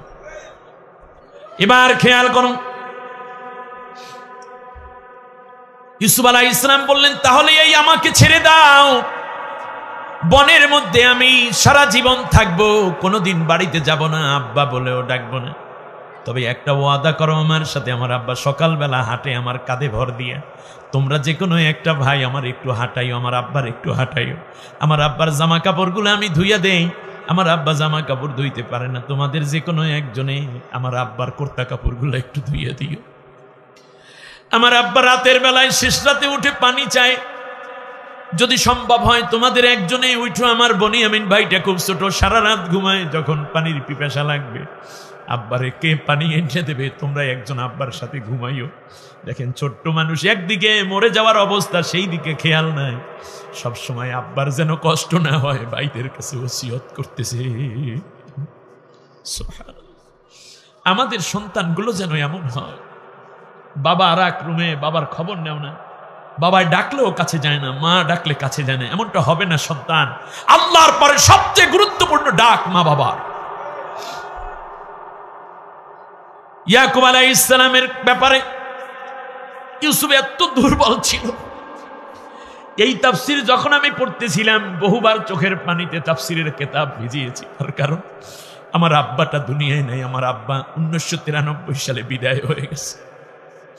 ছোট্ট ইউসুফ নেককার সন্তান, যারা বাবা মায়ের কোনোদিন ছেড়ে যেতে পারে না, নিজে কষ্ট করে কিন্তু মা বাবারে কষ্ট দেয় না। একদিকে নিজের জীবন নিয়ে টানাটানি, সেই দিকে খেয়াল নাই, এইদিকে বারবার বলে আমার আব্বা, কিন্তু ক্ষুধা লাগলে কারো কাছে বলে না, কিন্তু ফজরের পর পর আব্বার একটু ক্ষুধা লাগে, আমি মাঝে মাঝে আমার আব্বুর জন্য খাবার আগেই কিনে নিয়ে আসতাম। তোমরাও তাই করবে, আমার আব্বারে উপবাস রাখবে না। আমার আব্বা মাঝে মধ্যেই শীতের রাতে ল্যাপ কম্বল পরে যায়, আবার ঠান্ডা হয়ে যায় গাওটা, আমি রাতে উঠে আব্বার গায়ে টেনে দিতাম। তোমরা কিন্তু এইটা করবা, প্রত্যেক সপ্তাহে কুসুম গরম পানি দিয়ে আমার আব্বার শরীরটা আমি গোসল করাইয়া দেই, সুন্দর করে গরম পানি দিয়ে গোসল করাইয়া সাবান দিয়ে গাওটা ডইলা দেই। তোমরাও কিন্তু তাই করবা। আমারে বনের মধ্যে সাইরা দিয়া যাও, কোনোদিন আব্বার কাছে যাব না, কিন্তু আব্বার যেন কোনো কষ্ট হয় না, খেয়াল রাখো। তার কারণ আমাদের আব্বা সাধারণ আব্বা না, তিনি আল্লাহর নবী। হযরত ইয়াকুব আলাইহিস সালামের ব্যাপারে ভাইদেরকে ওসিয়ত করে, ভাইরাকে এত আব্বা আব্বা করো, তোরে শেষ করিয়া দেবো, ওঠ। চুল ধইরা ইউসুফ আলাইহিস সালামকে উপরে উঠাইয়া হাত দুইটা পিছনে শক্ত কইরা বাঁধছে, পাও দুইটারে শক্ত কইরা বাঁধছে, হাত পা বান্ধা ইউসুফ কোমরের মধ্যে রশি লাগাইয়া আস্তে আস্তে করে কূপের মধ্যে ছাড়তে আসে। ইউসুফ আলাইহিস সালাম মনে মনে ভাবে, ভাইরা আমার কোমরের মধ্যে রশি লাগাইয়া রাখছে, যেহেতু আবার উঠাইয়া নিয়ে যাইবে, আর না হয়তো ধাক্কা মাইরেই ফালাই দিত। এই পৃথিবীতে যারা মাজলুম হয় ভাইরা, তারা মনে করে কোনো না কোনো সময় আমরা মুক্তি পাবোই পাবো, একদিন ন্যায় বিচার প্রতিষ্ঠিত হবে। আমাদের ছোট্ট একটা ইউসুফ এখনো পর্যন্ত জেলের প্রকোষ্ঠে আছে, এটিএম আজহার সাহেব, ঠিক কিনা বলে? অন্তর্বর্তীকালীন সরকার, আইনমন্ত্রী সহ প্রশাসনের কাছে দাবি, শেষ এই অন্যায় অপরাধ ট্রাইব্যুনাল জালেম সরকারের পাতানো মৃত্যু ফাঁদে একজন বেঁচে আছে, তাকে দ্রুত মুক্তি দেওয়া হোক। কোন টালবাহানা এই জাতি দেখতে চায় না, ঠিক কিনা বলেন? বন্ধুরা আমার, আমরা ইউসুফের উত্তরসূরি, আমরা জাহেলের উত্তরসূরি নই, ঠিক কিনা বলেন? ইউসুফ আলাইহিস সালাম শুনতে পেলেন ভাইরা বলতেছে, এই এত রশি নষ্ট করে লাভ নাই, রশি কাইটে ফেলাও। শুনতেছেন? 10 হাত নিচে যাওয়ার পরে আর এক ভাই এসে, ওই যে ধান কাটেন ওটারে কি বলেন আপনারা, কাঁচি, এই কাঁচি দিয়ে রশিটা কাটতে আসে। অর্থাৎ একটা রশির চাইতো ইউসুফ তাদের কাছে তুচ্ছ, অথচ বাবার নয়নমণি, কলিজার টুকরা। সুবহানাল্লাহ পড়বেন না? অতএব নেককার মানুষ কাউকে কাউকে বেশি ভালোবাসে তার নেকের কারণে। জাহেলদের কাছে তাদের মুক্তি কোনো দাম নাই, কিন্তু ইমানদারদের কাছে তো মোমেনদের দাম কলিজার চাইতে বেশি, ঠিক কিনা বলো?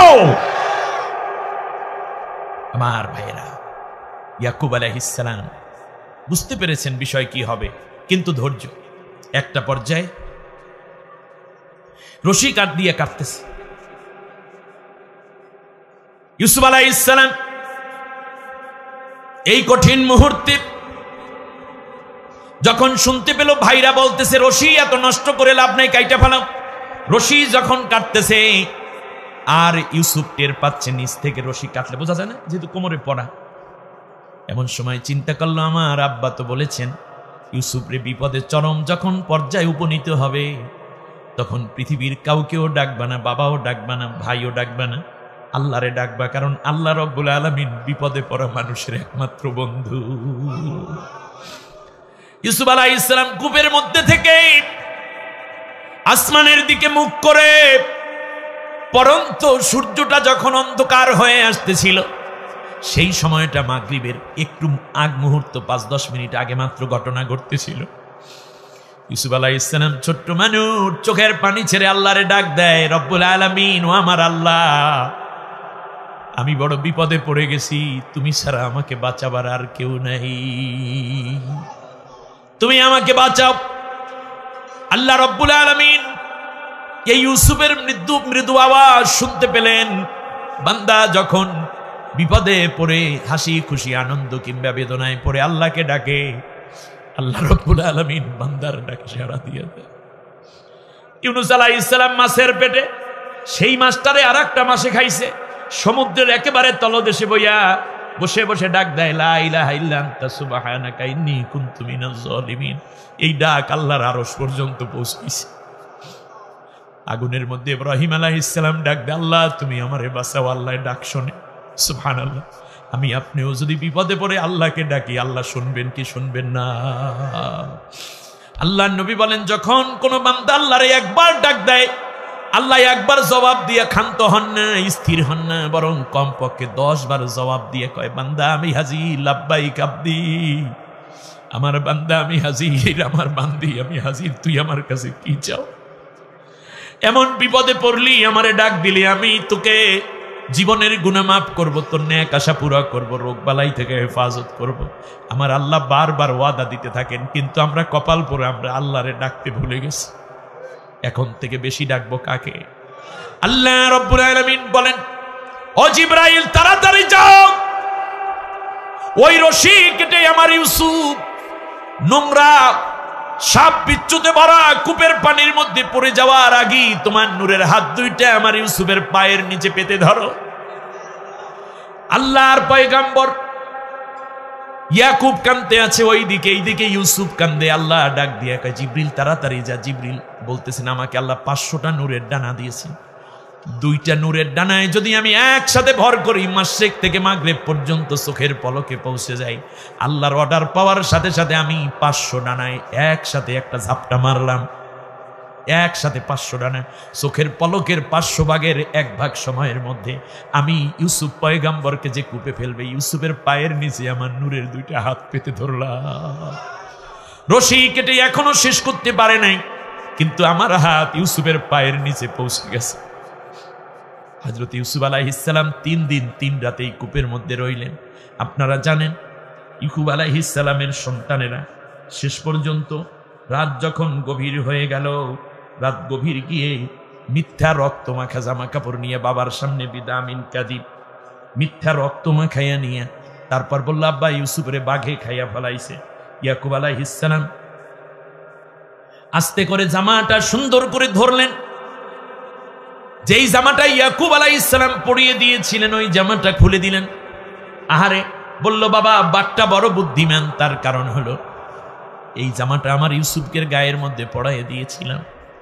আমার ইউসুফের এই শরীরের বাইরে ছিল জামা, ভিতরে ছিল শরীর। জামা বাইরে না, বাহির পাশে। এই বাহির পাশ থেকে নিয়ে আমার ইউসুফকে জামার ভিতরের দেহটা বাঘে ছিঁড়ে ফেলেছে, কামড়াইয়া বুকটাকে ফাড়ছে। তারপরে ভিতরের কলিজা খাইলো, রক্ত খাইলো, কিন্তু জামার একটা বুতাম পর্যন্ত ছেড়ে নেই। পয়গম্বরের বুঝতে আর বাকি নাই এরা কত ভণ্ডামি করছে, ঠিক কিনা বলেন? অতএব আদালতের মধ্যে যত কয়লা উত্থাপন করো আর যত মহিলা এনে সাক্ষ্য দাও, কোনো কাজে হবে না। তার কারণ হলো বিচারকরাও বোঝে, মিথ্যা সাক্ষী মিথ্যা আদালত পাতাইয়া আল্লাহর কোরআনের পাখি, কোরআনের কর্মী, ইসলামী আন্দোলনের নেতৃবৃন্দকে হত্যা করতে চাও। এরপরেও রায় দিয়া সুরঞ্জ বাবু কিন্তু বিদেশে চলে যাইতে বাধ্য হয়েছে। আর একটাই ধরা খাইছে, পোলাপাইনে ধইরা বরক পাতার উপর থেকে কলা পাতার থেকে উদ্ধার কইরা ফাটাইয়া দেছে। কিয়ামত পর্যন্ত বিচার চলতে থাকবে। অতএব মনে রাখতে হবে, বিচার ন্যায় বিচার আজ নয় তো কাল হবেই হবে। আর দেশ আজকে ন্যায় বিচারের দিকে যাবে। আমরা আবারও দাবি করব, ন্যায় বিচার করুন, অন্যায় করার দরকার নাই। 40 বছর আগের দৃশ্য বানাইয়া গুনাইয়া যদি মানুষের ফাঁসি হয়, আর দিনের দুপুরে গুলি করে তোমরা মানুষ মারছো, লাশগুলো পড়ে আছে, ভিডিও ফুটেজগুলো পড়ে আছে, এর সাথে যারা জড়িত প্রত্যেকের ফাঁসি এই জাতি দেখতে চায়।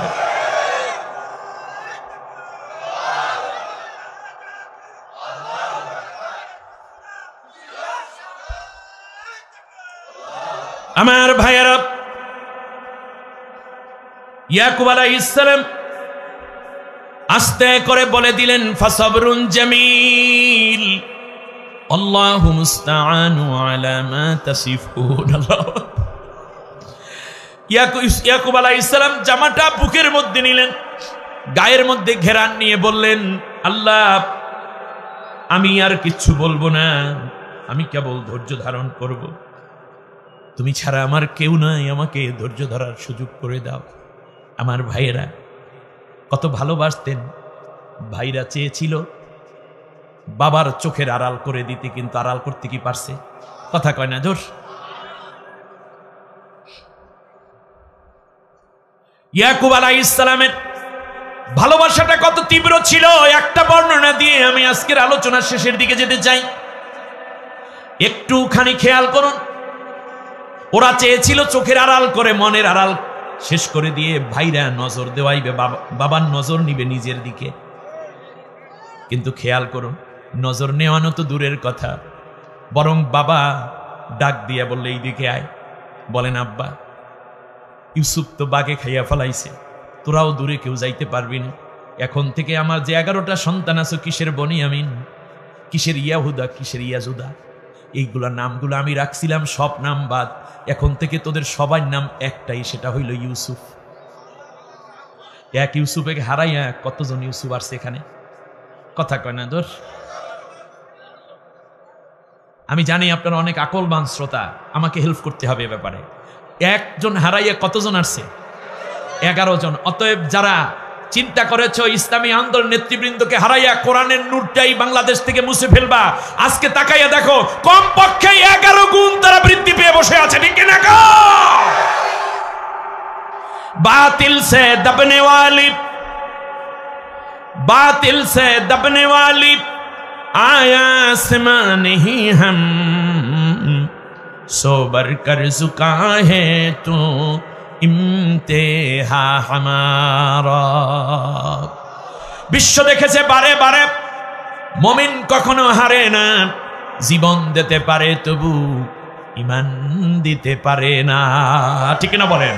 ফাঁসির মঞ্চ এটা আমাদের কাছে নেয়ামতের এক জান্নাতি রশি, এগুলো ভয় দেখাইয়া লাভ নাই। আমার কোরআনের ইসলামী আন্দোলনের কোরআনের একজন ক্ষুদ্র কর্মী, একজন সাধারণ কর্মী থেকে নিয়ে গ্রামের একজন চাষাভুষা মানুষ থেকে নারী পুরুষ থেকে নিয়ে সর্বোচ্চ ব্যক্তি পর্যন্ত জীবন দিতে প্রস্তুত আছি কোরআনের জন্য, কিন্তু অন্যায়ের কাছে মাথা নত করতে কেউ রাজি না, ঠিক না বলেন?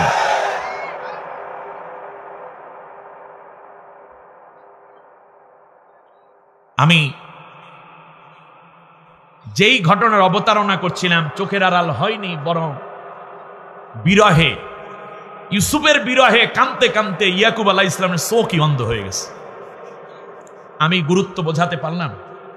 সবাই একটু বলেন, যেই চোখের আড়াল কইরা ভাইরা চাইল দৃষ্টি কাটতে, কিন্তু সেই ভাইদের কাছ থেকে বাবা চোখ ফিরিয়ে নিয়ে যাকে দেখা যায় না তার বিরহে কাঁদতে কাঁদতে চোখ অন্ধ হয়ে গেছে। অতএব বোঝা যায় চোখের আড়াল হলে মনের আড়াল হয়, সব ক্ষেত্রে ঠিক নয়। কোন কোন সময় চোখের আড়াল করে অন্তরে এত বেশি মহব্বত তৈরি হয় যা চোখ হারিয়ে শেষ পর্যন্ত অন্তরের মধ্যে একটা ছবি অঙ্কিত হয়ে যায়। এমন কোন মোবাইল আছে বাংলাদেশে অ্যান্ড্রয়েড সেট যেটার মধ্যে আল্লামা সাইদি সাহেবের ওয়াজ নেই? পুলিশ আসামি ধরতে এসেছে, আসামি ধরে নিয়ে যাচ্ছে, আর পুলিশ ইয়ারফোন কানের মধ্যে ধইরা লাগাইয়া যাইতে আছে।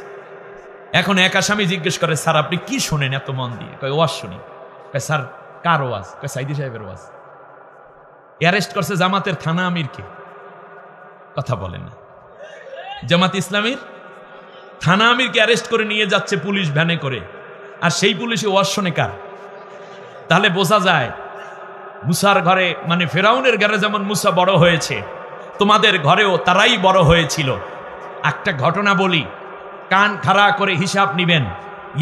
হযরতে মুসা আলাইহিস সালাম তো 1.5 মাস বয়সের সময় মা তাকে আল্লাহর হুকুমে নদীতে, 1.5 মাস বয়স থেকে 23 বছর পর্যন্ত ইউসুফ লালিত পালিত হয়েছেন ফেরাউনের ঘরে। কথা বুঝে আসছে? কার ঘরে? ফেরাউনের ঘরে। 23 বছরের মাথায় গিয়ে একটা ধাক্কা দিয়েছিলেন। ওই কাবুল নামক এক বাবুরসিকে হত্যার মাধ্যমে ছিল ফেরাউনের বংশের লোক কাবুল, যার কারণে মুসা আলাইহিস সালামকে সে হত্যাদণ্ড দিল। আর ইউসুফ মুসা আলাইহিস সালাম আল্লাহর হুকুমে পালাইয়া চলে গেলেন মাদায়েনে শুআয়ব আলাইহিস সালামের কাছে। আমি এই ঘটনা বলছি, একটু মনে করাই দিলাম, আপনাদের কোরআন সম্বন্ধে একটু ধারণা থাকলে আপনাদের মনে পড়ার কথা। এবারে আপনি আসেন, কত বছর মাথায় যাইয়ে ধাক্কাটা দিছিল? 23 বছর। এই 23 বছরে খাওন দাওন দেশে কে? মুসা আলাইহিস সালামকে। ফেরাউন। জামা কাপড় দেশে কে? পড়ালেখার খরচ দেশে কে? দুধ কলা খাওয়াইছে কে? অসুস্থ হলে চিকিৎসা করাইছে কে? বিছনা বেডিং দেশে কে? ফেরাউন। আচ্ছা, কত বছরের মাথায়? না, ভালো করে বলতে হবে। 23 বছর। এই সরকার 15 বছর, আর তত্ত্বাবধায়ক সরকার ছিল 3 বছর। 15 আর 3 কত হয়? 18 বছর। 18 বছর আগে যেই ছেলেটা কিংবা মেয়েটা প্রথম ক্লাস 1-এ ভর্তি হইতে গেছে, স্কুলে হোক, মাদ্রাসায় হোক, মক্তবে হোক, কওমি মাদ্রাসায় হোক, তখন তার বয়স কত ছিল? 5 বছর। তো এই 18 বছর আর ওই 5 বছর, এই ক্ষমতার 18 বছর, আর ভর্তি হইতে গেছে তখন ছিল 5 বছর। 18 আর 5 যোগ করলে কত হয়?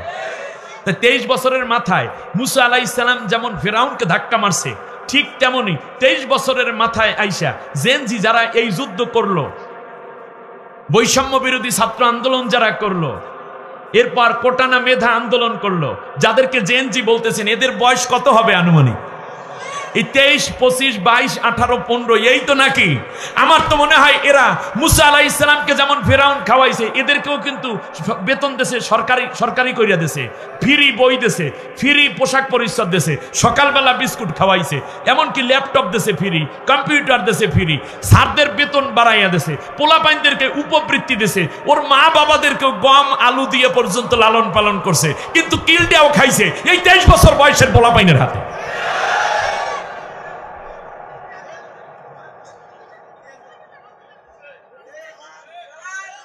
চলবে?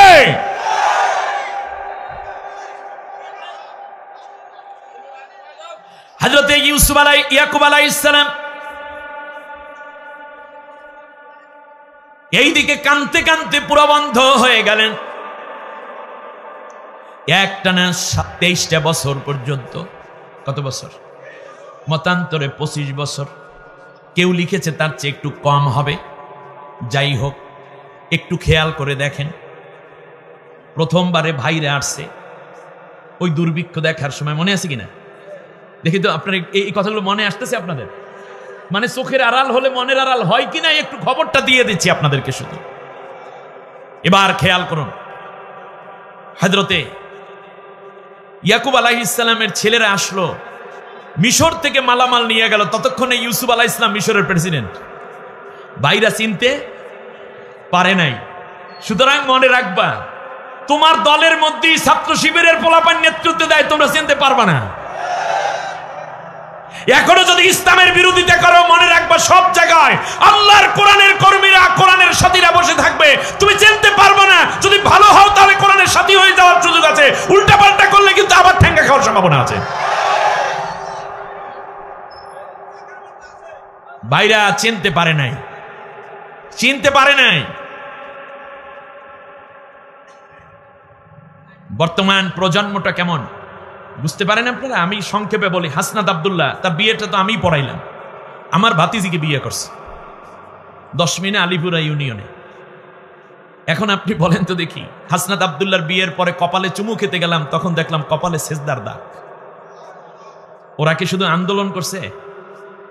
ওরা একটি চেতনা নিয়ে কাজ করেছিল। উল্টাপাল্টা করবা তো ধরা কট তোমরা হয়ে যাবে। আমি সাবধান করে যাচ্ছি আবার। আলেম মানুষ, ভালো কথা বললে তো ভালো শোনানোর কথা। আর একজন হলো এই যে কয়দিন আগে বিয়ে করেছে, কি নাম জানো? সারজিৎ। আপনি কি খেয়াল করেছেন তার সামনে সুন্দরী নারী ডানে বামে সামনে পিছনে মিছিলে মিটিংয়ে বৈঠকে অভাব ছিল? চূড়ান্ত ভালো উন্নত এক মেধাবী ছেলে, খুব ইন্টেলেকচুয়াল এবং খুব পার্সোনালিটি আছে তার। সারজিজের এই বিয়ের অবস্থা আপনারা দেখেছেন। সে বিয়ে করেছে একজন কোরআনে হাফেজাকে। কি তার সামনে সুন্দরীদের অভাব ছিল? আপনি কি মনে করেছেন? অতএব বোঝা যাচ্ছে এদেরকে পৃথিবীর কোন রঙ্গ রস দিয়ে ইউসুফ আলাইহিস সালামকে যেমন জুলাইখা ভুলাইতে পারে নাই, সুতরাং কোন নারীর টোপ ফেলে এই নতুন প্রজন্মকে ভুলাইয়া ইসলাম থেকে দূরে নেওয়ার কোনো সুযোগ নাই। বাংলার জমিন আগামীর জমিন, আল্লাহর কোরআনের জমিন, আগামীর পার্লামেন্ট আল্লাহর কোরআনের পার্লামেন্ট। দল মত বর্ণ ধর্ম ঊর্ধ্বে উঠে আগামীর কোরআনের বিজয় দেওয়ার জন্য সবাইকে ঐক্যবদ্ধভাবে কাজ করতে হবে। যারা রাজি দুইটা হাত উঁচু করে আল্লাহকে দেখা।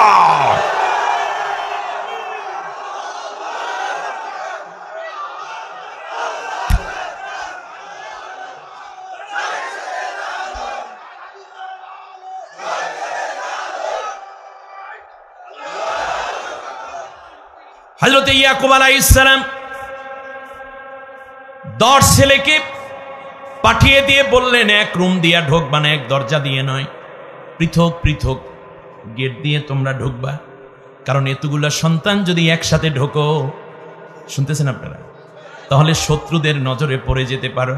এই জন্য আমার ছাত্র শিবিরের ভাইয়েরা, ছাত্র আন্দোলনের ভাইয়েরা, হেফাজতের ভাইয়েরা, ছাত্র দলের বন্ধুরা, যে কষ্ট করে আন্দোলন করেছো, একসাথে বেশি বেশি বড় বড় দলে দলে থাকার দরকার নাই, বরং একটু ছোট্ট ছোট্ট দল দল কইরা কইরা দেশটাকে সামনে আগাইয়া নিয়ে যাও। আগামীর বাংলাদেশ তোমাদের দিকে তাকিয়ে আছে। তোমরা ব্যর্থ হলে বাংলাদেশ ব্যর্থ হবে। সুতরাং ঐক্যবদ্ধভাবে কাজ করো।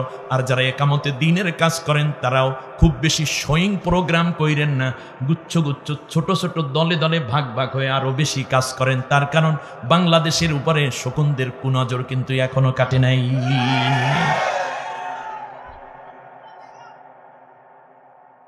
হযরত ইয়াকুব আলাইহিস সালাম যখন দেখলেন 10 ছেলে মালামাল নিয়ে হাজির, প্রচুর পরিমাণ খাবার দাবার দিছে, প্রথমবারে দেখতে পাইল যে টাকা দিয়া কিনেছে বস্তার মধ্যে সেই টাকাও ফেরত দিয়া দিছে। বলছে, আগামীবারে তোমাদের ভাই বনিয়ামিনকে নিয়ে আইসো। ভাইয়ের কথা জিজ্ঞেস করছে ইউসুফ, আস্তে আস্তে করে সব কথাই ভাইরা বলল। দ্বিতীয়বারে বন্দি কইরা রাখছে কাকে? বনিয়ামিনকে বন্দি করে রাখছিল না কে? ইউসুফ আলাইহিস সালাম, যাতে করে আব্বারে আনতে পারে। তৃতীয়বারে যখন বলল যে আব্বাকে সহ আসো, তখন ভাইদের পরিচয় হয়ে গেছে। ভাইরা বলছে যে আমি সেই ইউসুফ। তখন তো ভাইদের ঠ্যাং কাঁপাকাঁপি শুরু হয়ে গেছে। সেদিন বেশি দূরে নয়, যাদের পিতাদেরকে হত্যা করেছে তারা এমপি হবে, জোরে বলেন ইনশাআল্লাহ। তারা মন্ত্রী হবে, তারা আদালতে জেরা করবে, তারা একসময় ডিসিএসপি হবে। যাদের মায়েদেরকে নির্যাতন করেছো তাদের সন্তানরাই একদিন আসবে, তখন তাদের সামনে দাঁড়িয়ে তোমাদের ক্ষমা ভিক্ষা করতে হবে। এটাই আমাদের বিজয়। আমরা হত্যার বদলে হত্যা দিয়ে বিজয় নিতে চাই না, কোরআন বিজয়ের মাধ্যমে আমরা প্রতিশোধ নিতে চাই।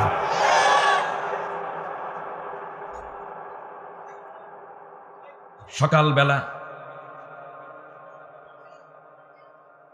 ফজরের পরপর ইউসুফ আলাইহিস সালাম, খুব প্যাথেটিক একটা দৃশ্য আমি এখন আপনাদের সামনে উপস্থাপন করতে যাচ্ছি। ইউসুফ আলাইহিস সালাম খুব ভোর রাতে উঠে ভাইদেরকে খাওয়ান দিলেন। খাওয়া দাওয়া শেষ করাইয়া, অন্য শরণার্থীদের মতো তো আর এই ভাইরা না, শত হলেও তো নবীর সন্তান, দেখতে শুনতে তো সেরকম। ভাইদের মালামাল বুঝাইয়া দিচ্ছেন, অনেক চাকর বাকর তাদেরকে হেল্প করছে। 20টা উটের উপরে চাল, আটা, ময়দা, খেজুর, গম, জব, গোশত, চিনি, তেল এগুলো ভরে ভরে দিচ্ছে, নিয়ে যাচ্ছে। ভাইদেরকে ডাক দিয়ে বললেন, এগুলো নিয়ে যাবেন, আর আগামীবারে আব্বা এবং ভাবি বাচ্চা সহ সবাই চলে আসবেন। এখন থেকে মিশরেই থাকবেন, আর জর্দান থাকার দরকার নাই। সেই সময় নাম ছিল কেনান, আর এখন নাম কি? জর্দান। আর মুসা, হযরত ইউসুফ আলাইহিস সালাম মিশরে কায়রোতে তিনি বসে আছেন। মাঝখানে দূরত্ব হচ্ছে প্রায় 1870 কিলো রাস্তা। 1870 কিলো, তাহলে তো প্রায় 2000 কিলোমিটার রাস্তা না? 2000 কিলোমিটার রাস্তা দূরে, দুইটা দেশ। আপনারা বুঝতেছেন কিনা? দুইটা দেশ পাশাপাশি। ইউসুফ আলাইহিস সালাম ভাইদেরকে ডাক দিয়ে বললেন, ভাইয়েরা, আগামীবারে যখন আসবে তখন আব্বাকে কিন্তু নিয়ে আসবে। ভাইদের মধ্যে বড় ভাইটা ছিল খুব দরদি, নরম দিলের। চোখের পানি ছেড়ে দিয়ে বলে, ইউসুফ রে, আব্বাকে আনার মতো কোনো সাধ্য আমাদের নাই, তার কারণ তিনি বিছানায় পড়ে গেছে, বাথরুমে ধরে ধরে নিতে হয়। তোমার শোকে কানতে কানতে আব্বাই অন্ধ হয়ে গেছে। কি হয়ে গেছে? অন্ধ হয়ে গেছে। হযরত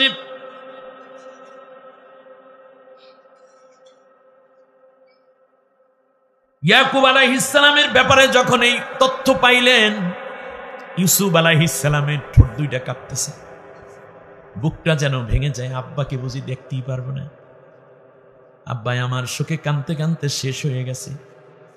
এই কথা বলতেছে ফজরের ওয়াক্তে, মিশরের রাজধানী কায়রোতে বসে। আর এখানে জর্দানে, সেই সময় ছিল কেনান, বর্তমান নাম হলো জর্দান, জর্দানের রাজধানী আম্মানে বসে কথাবার্তা হচ্ছে।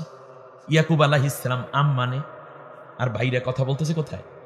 মিশরের রাজধানী কায়রোতে, মাঝখানে প্রায় 2000 কিলোমিটার দূরত্ব। আপনারা শুনতেছেন আমার কথা? যখন শুনতে পেল এই অবস্থা, সাথে সাথে ইউসুফ আলাইহিস সালাম নিজের গায়ের মধ্যে পরা একটা জামা, এই জামাটা আস্তে করে তিনি বোতামগুলো খুললেন। এরপর জামাটারে খুইলা নিজ হাতে একটু ভাঁজ করলেন। আপনারা বলেন, আপনি হেঁটে গেলে একটা বাতাস লাগে কিনা? রুমালটা যদি আপনি খুলে রাখেন একটু বাতাস লাগে কিনা? লাগে। হযরতে ইউসুফ আলাইহিস সালাম যখন নিজের শরীর থেকে জামাটা খুলতেছিলেন, তখন একটু বাতাস বের হবে কিনা? একটু বাতাস তো আসবে, মৃদু আসলেও। ইয়াকুব আলাইহিস সালাম প্রায় 2000 কিলোমিটার দূরে বৈশা ফজরের নামাজের পরে আল্লাহর তসবিহ পড়তেছেন। হঠাৎ কইরা হযরতে ইয়াকুব আলাইহিস সালাম বলে উঠলেন, লাম্মা ওয়ালাম্মা ফাসালাতিল ঈরু ক্বালা আবুহুম ইন্নী লা আজিদু রিহা ইউসুফ। আল্লাহর তসবিহ পড়ে সুবহানাল্লাহ সুবহানাল্লাহ, আলহামদুলিল্লাহ আলহামদুলিল্লাহ, আল্লাহু আকবার।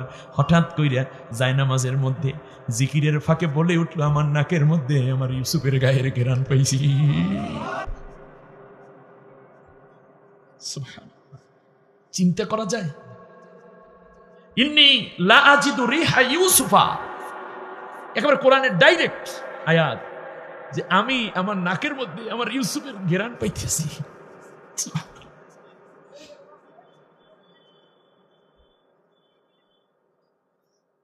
আবার একটু ভয়ও পায়। ঘরের মানুষগুলো ইয়াকুব আলাইহিস সালামকে বড় তিরস্কার করে, মনে হয় আপনার ছেলে একটাই বাঘে খাইয়া ফেলাইছে, এত কই তারপরও কান্দে। উঠতে ইউসুফ, বসতে ইউসুফ, ঘুমাইতে গেলে ইউসুফ, বালিশের মধ্যে চুমা দেয় ইউসুফ। ইউসুফ যেই বালিশে মাথা লাগাইয়ে ঘুমাইতে, ওইটার কাবারটাও ধুইতে দেয় না, কয় ইউসুফের ঘেরান। আজকে দীর্ঘদিন পর্যন্ত বলে না, 4-5 বছর ধরে ইউসুফ ইউসুফ আর করে না। তার কারণ সবাই তিরস্কার করে, খালি ইউসুফ ইউসুফ কইরে কি আপনি মইরা যাইবেন নাকি? আপনি কি পাগল হইয়া যাইবেন নাকি? আপনি তো শেষ হয়ে যাচ্ছেন নাকি? হযরত ইয়াকুব আলাইহিস সালাম বললেন, না, ইন্নী আশকু বাসি ওয়া হুজরি ইলাল্লাহ, এখন থেকে তোদের সামনে আমি আর আমার ইউসুফের নাম বলবো না। যা কিছু বলার গোপনে গোপনে আমি আমার মনের সব কষ্টের কথা আল্লাহকে বলতে থাকবো,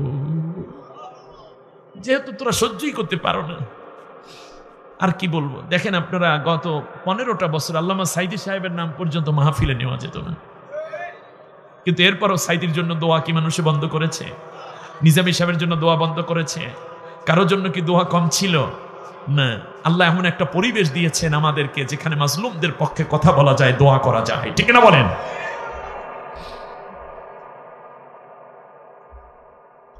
ইয়াকুব আলাইহিস সালাম বললেন, লাউলা আন তুফান্নিদুন,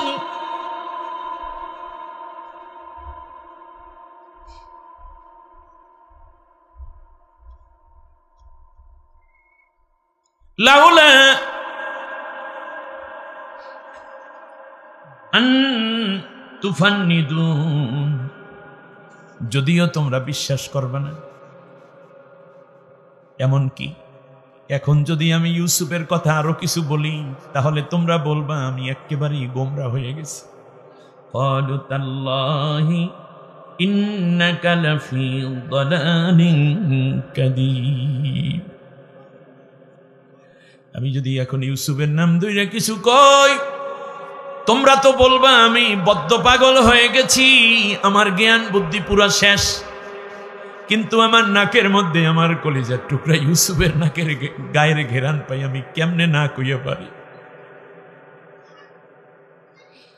ওইদিকে ইউসুফ আলাইহিস সালাম গায়ের জামাটা খুলে দিয়া কয়, ভাইরা রে একটা আমানত দেই, শোনো।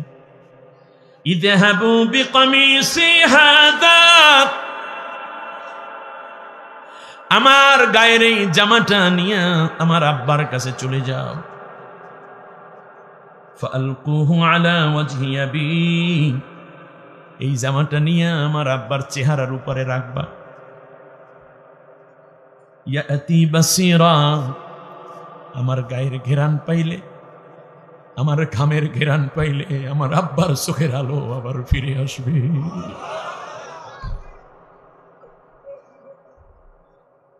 আমার এই জামার ঘেরান পাইলে আমার আব্বা সুস্থ হয়ে যাবে।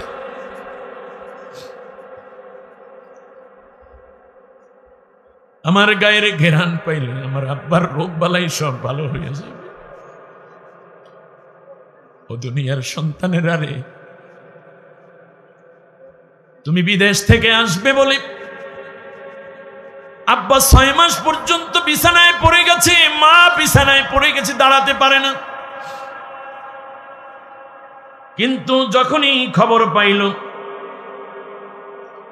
তুমি বিদেশ থেকে ফিরতেছ তোমার সন্তানদেরকে সাথে নিয়ে,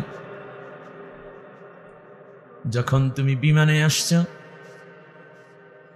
তখন দেখবা তোমার আব্বা তাড়াতাড়ি কইরা আজকে একা একা বিছনা থেকে উঠতেছে, লাঠিতে ভর দিয়া বাবা গাড়ির স্ট্যান্ডে দাঁড়াই আছে। অন্যরা বলে তাড়াতাড়ি বসেন, কয় না না না, আমার নাতি নিয়ে আসতেছে, আমার ছেলে, আমার পুতের বউ আসতেছে। আপনি না আর বিছনা থেকে দাঁড়াইতেই পারেন না, বাথরুমে একা যাইতে পারেন না। কেডাই কইছি, এখন আমার গায়ে শক্তি এসে গেছে। নাটি 2.5 বছর 3 বছরের বয়স্ক দাদুভাই কইয়া যখন গাড়ি থেকে নামিয়ে দৌড়তেছে, একটা লাঠিতে ভর দেওয়া আর একটা হাত খালি কাঁপতে আছে, কিন্তু 2.5-3 বছরের নাতিটারে কোলের মধ্যে উঠাইয়া গালে ও গালে চুমা খায়। তার কারণ সন্তান, তুমি তোমার বাবার কাছে আসলে তোমার বাবা সুস্থ হইয়া যায়, তোমার মা সুস্থ হইয়া যায়। মনে করছো অল্প কয়টা টাকা দেই, রমজান মাস ইফতার বাবদ 2,000 টাকা দিছি, 5,000 টাকা দিছি। আব্বার আপনি কি চান? আম্মা আমাকে নিয়ে তো কথা বলেন কেন? আপনার শাড়ি গহনা পাঠাইয়া দিয়েছি, জায়নামাজ পাঠাইয়া দিয়েছি, 5 কেজি আঙ্গুর, 1 কার্টন কমলা, ইলিশ মাছটা সবই তো পাঠাই দিয়েছি, আমি কিন্তু ঈদে আসতে পারবো না। সন্তান তুমি এই কথা কইও না, কিছু ফল ফ্রুট, কিছু জামা কাপড় আর কয়টা টাকা দিয়ে বাবা মায়ের বিদায় কইরো না। বিশ্বাস করো দুনিয়ার কোনো বাবা মা এই টাকা পয়সার দিকে তাকায় না। তুমি যখন আসবা তোমার বাবার কাছে, যখন গলাটা জড়াইয়া ধইরা বাবার কপালে চুমু খাবা, তোমার বাবা যখন তোমার ঘাড়ের মধ্যে নাকটা নিয়ে ঘেরান নিবে, দেখবা সাথে সাথে বাবার রোগ 99% ভালো হয়ে গেছে। বাবা মাকে সময় দাও, মোবাইলের পিছে নয়। তুই বড় হয়ে গেছো, তোমার সন্তান হয়েছে, তাই বলে তুই বুড়া হও নাই মা বাবার কাছে। মায়ের কোলে এখনো শো, মায়ের বুকের মধ্যে মাথা রাখো, কারণ তুমি ছাড়া তো তোমার মায়ের বুক ঠান্ডা হয় না, বাবার কলিজা শীতল হয় না। ইউসুফ আলাইহিস সালাম বুঝতে পেরেছেন আমার শোকে আমার বাবা অন্ধ হয়ে গেছে, সুতরাং আমার বাবার এই অন্ধত্ব কাটাইতে হইলে আমার এই ঔষধ পাঠাইতে হবে। আমার গায়ের ঘেরান, আমার বাবার চোখের আলো ফিরে আসবে। ফালকু আলা ওয়াজহি আবি ইয়াতি বাসীরা,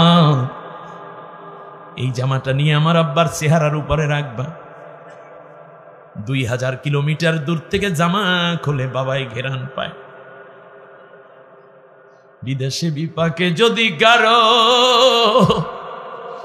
ছেলে মারা যায়, পাড়াপড়শি না জানিতে আগে জানে মা। এক দুর্নিবার অদৃশ্য এক এমন তার আছে, কানেকশন আছে, সন্তানের সুখ কিংবা দুঃখ পৃথিবীর কেউ বোঝার আগে আল্লাহ মায়ের কলিজায় বাবার কলিজায় জানাইয়া দে। হইতেছে আব্বার জন্য ইযহাবু বিকামিসি হাজা, এই জামাটা নিয়ে যাও, ফালকু আলা ওয়াজহি আবি, আব্বার চেহারার মধ্যে নিয়ে রাখো, ইয়াতি বাসীরা। ইনশাআল্লাহ টাল্লাহ কিছু বলে নাই, তার কারণ ইউসুফ পয়গম্বর কনফার্ম ছিলেন আমার গায়ের ঘেরানের দ্বারাই আমার আব্বার মুক্তি। ভাইরা কয় আব্বাই দাঁড়াইতে পারে না, বললে এইটা নিয়ে যাও, দেখবা আমার গায়ের ঘেরান পাইলে আব্বার চোখের আলো ফিরে আসবে। ওয়াতুনি বিআহলিকুম আজমাইন। ও আমার ভাইরা রে, আর একটা কথা বলি, তোমরা বলতেছো আব্বা বিছনা থেকে একা উঠতে পারে না, আব্বা একা বাথরুমে যাইতে পারে না, গোসলখানা যাইতে পারে না, কিন্তু মনে রেখো আমার এই জামাটার ঘেরান যখন আমার আব্বা পাইবে, হাতের মধ্যে নিয়ে যখন বুকে লাগাইবে, আমার আব্বা আগের মতোই শক্তিশালী হয়ে উঠবে না। আমার 7 বছর বয়সের সময় বাবা যতটুকু শক্তিশালী ছিলেন, ঠিক ততটুকু শক্তি আল্লাহ আমার আব্বারে ফিরাইয়া দিবে। যদি তুমি চাও তোমার বাবা মা দীর্ঘদিন বাঁচুক, বাবাকে সময় দাও, মাকে সময় দিয়ে দাও। সন্তান ইয়াকুব আলাইহিস সালামের জন্য রওনা করলো ভাইয়েরা। এইদিকে মাঝখানে ইউসুফও আস্তে আস্তে বড় হচ্ছিল, গ্যাপে আমি রাইখা দিলাম ইউসুফ পয়গম্বর জেলের মধ্যে কয়দিন, কূপের মধ্যে কয়দিন, 3 দিন। সেখান থেকে চলে গেছিলাম, আল্লাহ তাআলা তাকে মিশর প্রেসিডেন্ট বানাইছেন। তার আগে এক মহিলা তাকে ডিস্টার্ব কইরা ধর্ষণ মামলা দিয়ে জেলের মধ্যে ঢুকাইছে। ওই ধর্ষণ মামলা সত্য ছিল নাকি মিথ্যা ছিল? এই মহিলাকে যদি ইউসুফ পয়গম্বর ধর্ষণ করতেন তাহলে কি আর জেল খাটা লাগতো না? সুতরাং যুগে যুগে কিছু খবিস মহিলা থাকবে যারা নির্দোষ ইউসুফদের ঘাড়ের মধ্যে ধর্ষণের মামলা দিয়ে জেলে ঢুকাইয়া রাখবে। পরবর্তীতে ইউসুফের গোষ্ঠীরই বিজয় হবে, মহিলাদের সাইরা পালাইবে। আমি আর কথা বাড়াবো না, আগামী বছরের বক্তাও ঠিক করে দিয়ে দিছে। মনে করতাম যে মনে আগামী বছর দাওয়াত টাওয়াত দেবে, বাকি কথা বলবো না, যেহেতু বক্তাও আর হচ্ছি না। তো মাঝখান থেকে আমি 3 দিন ইউসুফ পয়গম্বরকে কূপের মধ্যে রেখে গেলাম। আগামী বছর কেউ উঠবেন না, আমি তো শেষ করিনি, মূল কথা তো রয়েই গেল। আগামীতে যেই বক্তা আসবে তাকে দাবি করবেন যে কূপ থেকে ইউসুফ পয়গম্বরকে উঠাইয়া রাজসিংহাসন পর্যন্ত পৌঁছাইয়া দেন, তাহলে আলোচনাটা আরো এক্সক্লুসিভ হবে। এত চমৎকার ঘটনা আর হতে পারে না। সামনে রমজান মাস আসতেছে, ঠিক কিনা? এখানে যারা আছেন আপনারা আগামী যে রমজানটা আসতেছে, নবীজি বলেছেন ওই ব্যক্তির জন্য ধ্বংস, ওই ব্যক্তির জন্য ধ্বংস, ওই ব্যক্তির জন্য ধ্বংস। 3 বার মসজিদে খুতবা দিতে গিয়ে সাহাবীগণ বললেন, নবী কার জন্য? বলল যারা এই পৃথিবীতে মাহে রমজান পাইল কিন্তু গুনাহ মাফ করাইয়া নিল না, রোজা রাখলো না, ইবাদত করলো না, তাদের জন্য আল্লাহ লানত, ধ্বংস। দ্বিতীয় হচ্ছে যারা মা বাবাকে পাইল কিন্তু তারা খেদমত কইরা বেহেশতটাকে কনফার্ম করতে পারল না, মা বাবাকে সেবা করল না, তাদের জন্য ধ্বংস। আর তৃতীয় হচ্ছে যারা আমি মোহাম্মদুর রাসূলুল্লাহ সাল্লাল্লাহু আলাইহি ইসলামের নাম মোহাম্মদ শোনার পর সাল্লাল্লাহু আলাইহি ইসলাম বলে না, তাদের জন্য লানত। আমিও 3 বার আমিন বলেছি, আল্লাহও বলছেন, নবী আমি কবুল করে নিলাম। সুতরাং আগামীতে যে রমজান আসবে, ছোট বড় যারা বালেগ আছি, আমরা নারী পুরুষ সবাই রোজা রাখবো। এই নিয়ত কি ইনশাআল্লাহ করতে পারি আমরা? 2টা হাত উঁচু করুন, বলেন আল্লাহ। জোরে হাত উঁচু করে আওয়াজ দিয়ে কণ্ঠ ছেড়ে দিয়ে এই গভীর নিশিতে 4 দিন ব্যাপী তাফসীর মাহফিল, মাকবুল এক মাহফিল, জোরে আওয়াজ দিয়ে বলেন আল্লাহ তোমার নামে ওয়াদা করছি, কসম করছি, শপথ করছি, যতদিন পর্যন্ত মালাকুল মাউত আমাদের শিয়রের পাশে না আসে ততদিন ফরজ নামাজ, ফরজ রোজা আর ছেড়ে দেব না, আর ছেড়ে দেব না। এবার সর্বোচ্চ আওয়াজ দিয়ে আল্লাহকে বলেন, আল্লাহ এই ওয়াদার উপর আমার বাকি জীবন যাপন করার তৌফিক দাও। আমিন আমিন ইয়া রাব্বাল আলামিন। রমজানের পূর্ণ হক আদায় করে আমরা রোজা রাখব। নবীজি বলেছেন, যে ব্যক্তি রোজা রাখবে ঈমান এবং ইহতিসাবের সাথে, তার আল্লাহ আগের সব গুনাহগুলো মাফ করে দিবেন। রোজাদারের জন্য স্পেশাল একটা গেট আল্লাহ বানাইছেন, রাইয়ান নামক দরজা। এটা দিয়ে রোজাদাররাই যাইবে। আল্লাহ তাআলা বলেন আমার মেহমান হবে, নাহশুরুহুম ইয়াউমা নাহশুর মুত্তাকিনা ইলার রহমানে ওয়াফদা, মেহমান করে আমি রোজাদারকে হাজির করব। সুবহানাল্লাহ বলেন। আল্লাহর মেহমান হতে সবাই রাজি আছেন? নারী পুরুষ সবাই এটা করতে হবে। অতএব স্ত্রীর কাজে সহযোগিতা করবেন, রমজানে কোনো প্যারা নিবেন না, ফ্রি থাকবেন। রিক্সাওয়ালা ভাইয়েরা, আপনি যদি রোজা না রাখেন তাহলে আপনি বরকতময় জীবন পাবেন না। সারা জীবনে রিক্সা চালাইবেন, বুড়া বয়সে পোলাপাইনের মাইর খাইবেন, কারণ আপনি আল্লাহর হুকুম শুনে নাই। আপনার পোলাপাইন আপনার হুকুম কেন শুনবে? অতএব রোজা রাখবেন। আর রমজান যখন আসবে আমরা রিক্সাওয়ালা ভাইদেরকে আমরা একটু ইফতার পৌঁছাইয়া দেব, সাহারি পৌঁছে দেব, তাদের ভাড়াটা আমরা প্রয়োজনে দ্বিগুণ দিয়ে দেব। কোনো ধনী মানুষ তো রিক্সা চালায় না, 50 টাকা ভাড়া আপনি 200 টাকা দিয়ে দেন, এখানে আপনার জাকাতের টাকা যোগ করে দেন, কোনো অসুবিধা আছে? নাই। অতএব আল্লাহ নবী বলেছেন যারা কাজের লোকের বোঝা কমিয়ে দেবে রমজান মাসে, আল্লাহ তাআলা কিয়ামতের দিন ওই মালিকের গুনার বোঝা হালকা করে দিবেন। অতএব কাজের মেয়েকে, কাজের বুয়াকে অথবা কাজের চাকর বাকর যারা আছে আমাদের, তাদের প্রতি আমরা বেশি ইহসান হব এবং তাদেরকে নিয়ে একত্রে ইফতার করে, একা একা ইফতার করে কোনো মজা নেই। পরিবারের সাথে 2-3 দিন একত্রে ইফতার করবেন, প্রয়োজনে আরো বেশি। এরপরে মাকে দোয়া করতে বলবেন, এই রোজায় মা আছে, আগামী বছর বাঁচবে, তার তো নিশ্চয়তা নেই। ধনী যারা আছেন উমরা করতে চলে যাবেন, আর যদি উমরা বেশি করে থাকেন তাহলে দরকার নাই, এই টাকা পয়সাগুলো গরিবের মাঝে বন্টন করে দেন, আল্লাহ আপনাকে বহুগুণ ফিরাইয়ে দিবেন, আল্লাহর ওয়াদা আছে। ঠিক আছে কিনা? মা বোনদের উদ্দেশ্যে আমি শুধু একটি হাদিস বলে মুনাজাত করে দিচ্ছি। নবীজি বলেছেন যে এই নারী আমার কাছে 4টা কাজের জামিনদার হবে, আমি মুহাম্মদুর রাসূলুল্লাহ তার জন্য বেহেশতের জামিনদার হয়ে যাব। এর চেয়ে ভালো কথা আর আছে? 1 নম্বর, যেই নারী দৈনিক 5 ওয়াক্ত নামাজ পড়বে। মা বোনেরা, নামাজ ছেড়ে দিবেন না। দ্বিতীয় হচ্ছে রমজান মাসে রোজা রাখবে। এই যে রমজান আসতেছে, কিন্তু মা বোনের রোজা রাখে ঝগড়াও কমে না, মিথ্যা কথাও কমে না, স্বামীর সাথে বকাবকিও কমে না। এইটা করা যাবে না। তার কারণ আপনি তো ঝগড়া করবেনই না। কেউ যদি আপনার কাছে রোজা সময় ঝগড়া করতে আসে, আপনি বলবেন আনা সাইম, আমি রোজাদার। রোজাদার কোনোদিন ঝগড়া করে না, ঠিক না? অতএব রোজার এই চরিত্র আমরা নিয়ে নেব ইনশাআল্লাহ। তৃতীয় হচ্ছে স্বামীর খেদমত করবে। স্বামী যেইভাবে পছন্দ করে আপনি সেইভাবে চলবেন। যদি ইসলামী বিরোধী কোনো হুকুম করে সেইটা মানবেন না, তাকে বুঝিয়ে। কিন্তু স্বামীর অনুগত থাকাই স্ত্রীর জান্নাত। স্বামীর অনুগত হওয়াই সবচেয়ে গুণবতী স্ত্রীর আমল। অতএব আপনি জান্নাতি হতে চাইলে স্বামীর জন্য মেহনত করুন, সংসারে সময় দিন, সন্তানগুলো লালন করুন, স্বামীকে টেক কেয়ার করুন। স্বামী খুশি হলে আল্লাহ তাআলাও আপনার উপরে রহমত দিবেন, জান্নাতি নারী হিসেবে আপনি গড়ে উঠতে পারবেন। চতুর্থ হলো পর্দা পশিদা মতো চলবে। তাহলে এই 4টা কাজ, বাইরে বোরকা পরে যাবেন, যাদের সাথে দেখা দেওয়া বিয়ে বসা জায়েজ, তাদের সাথে দেখা দেওয়া থেকে বিরত থাকুন, মোবাইলে চ্যাটিং বন্ধ করে দিন, আল্লাহকে ভয় করুন এবং নিজে গুনাহ থেকে বেঁচে থাকুন। আর পঞ্চম আরেকটি কাজ কোরআন থেকে পাওয়া যায়, ইসলামে হুকুমাত কায়েমে সহযোগী ভূমিকা পালন করতে হবে। তাহলে এই 5টি কাজ: 1 নম্বর, দৈনিক 5 ওয়াক্ত নামাজ পড়বেন, রমজান মাসের রোজা রাখবেন, স্বামীর খেদমত করবেন, পর্দা পশিদা মতো চলবেন এবং আল্লাহর কোরআনের বিধান কায়েমে সহযোগী ভূমিকা পালন করবেন। নবী বললেন, নারী ও ফাতেমা বেগম, ও জহুরা বেগম, ও সুমাইয়া বেগম, ও সুমি, ও সালমা বেগম, তোমরা কি আমার কাছে, নবী জিজ্ঞেস, তোমরা কি এই 4টা কাজ, এই 5টা কাজ করতে রাজি আছো? যদি আপনি রাজি থাকেন, বলেন, নবী বলেন তুমি এই 5টা কাজের জামিনদার হও, আমি নবী তাহলে তোমাদের জন্য বেহেশতের জামিনদার হয়ে গেলাম। আমি মনে করি মাহফিল কর্তৃপক্ষরা কোথায়? আমি মনে করি 5 দিন ব্যাপী, 4 দিন ব্যাপী তাফসীর মাহফিল হয়, একদিন তো একটা মহিলা সমাবেশ করা যায়।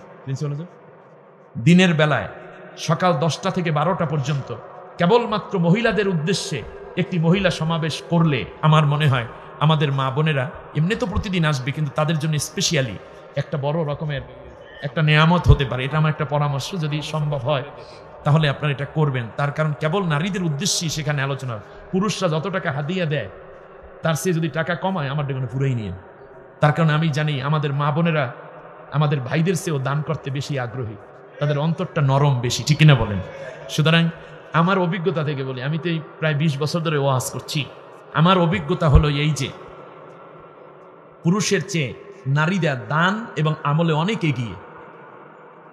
একটুখানি এই 4টা কাজ, 5টা কাজ যদি মা বোনেরা করে তাহলে তারা জান্নাতি। নবী বলেছেন, যখন কোনো মা তার সন্তানকে প্রথম ফোঁটা দুধ খাওয়ায়, একটা জীবন বাঁচানোর সওয়াব তার আমলনামায় লেখা হয়।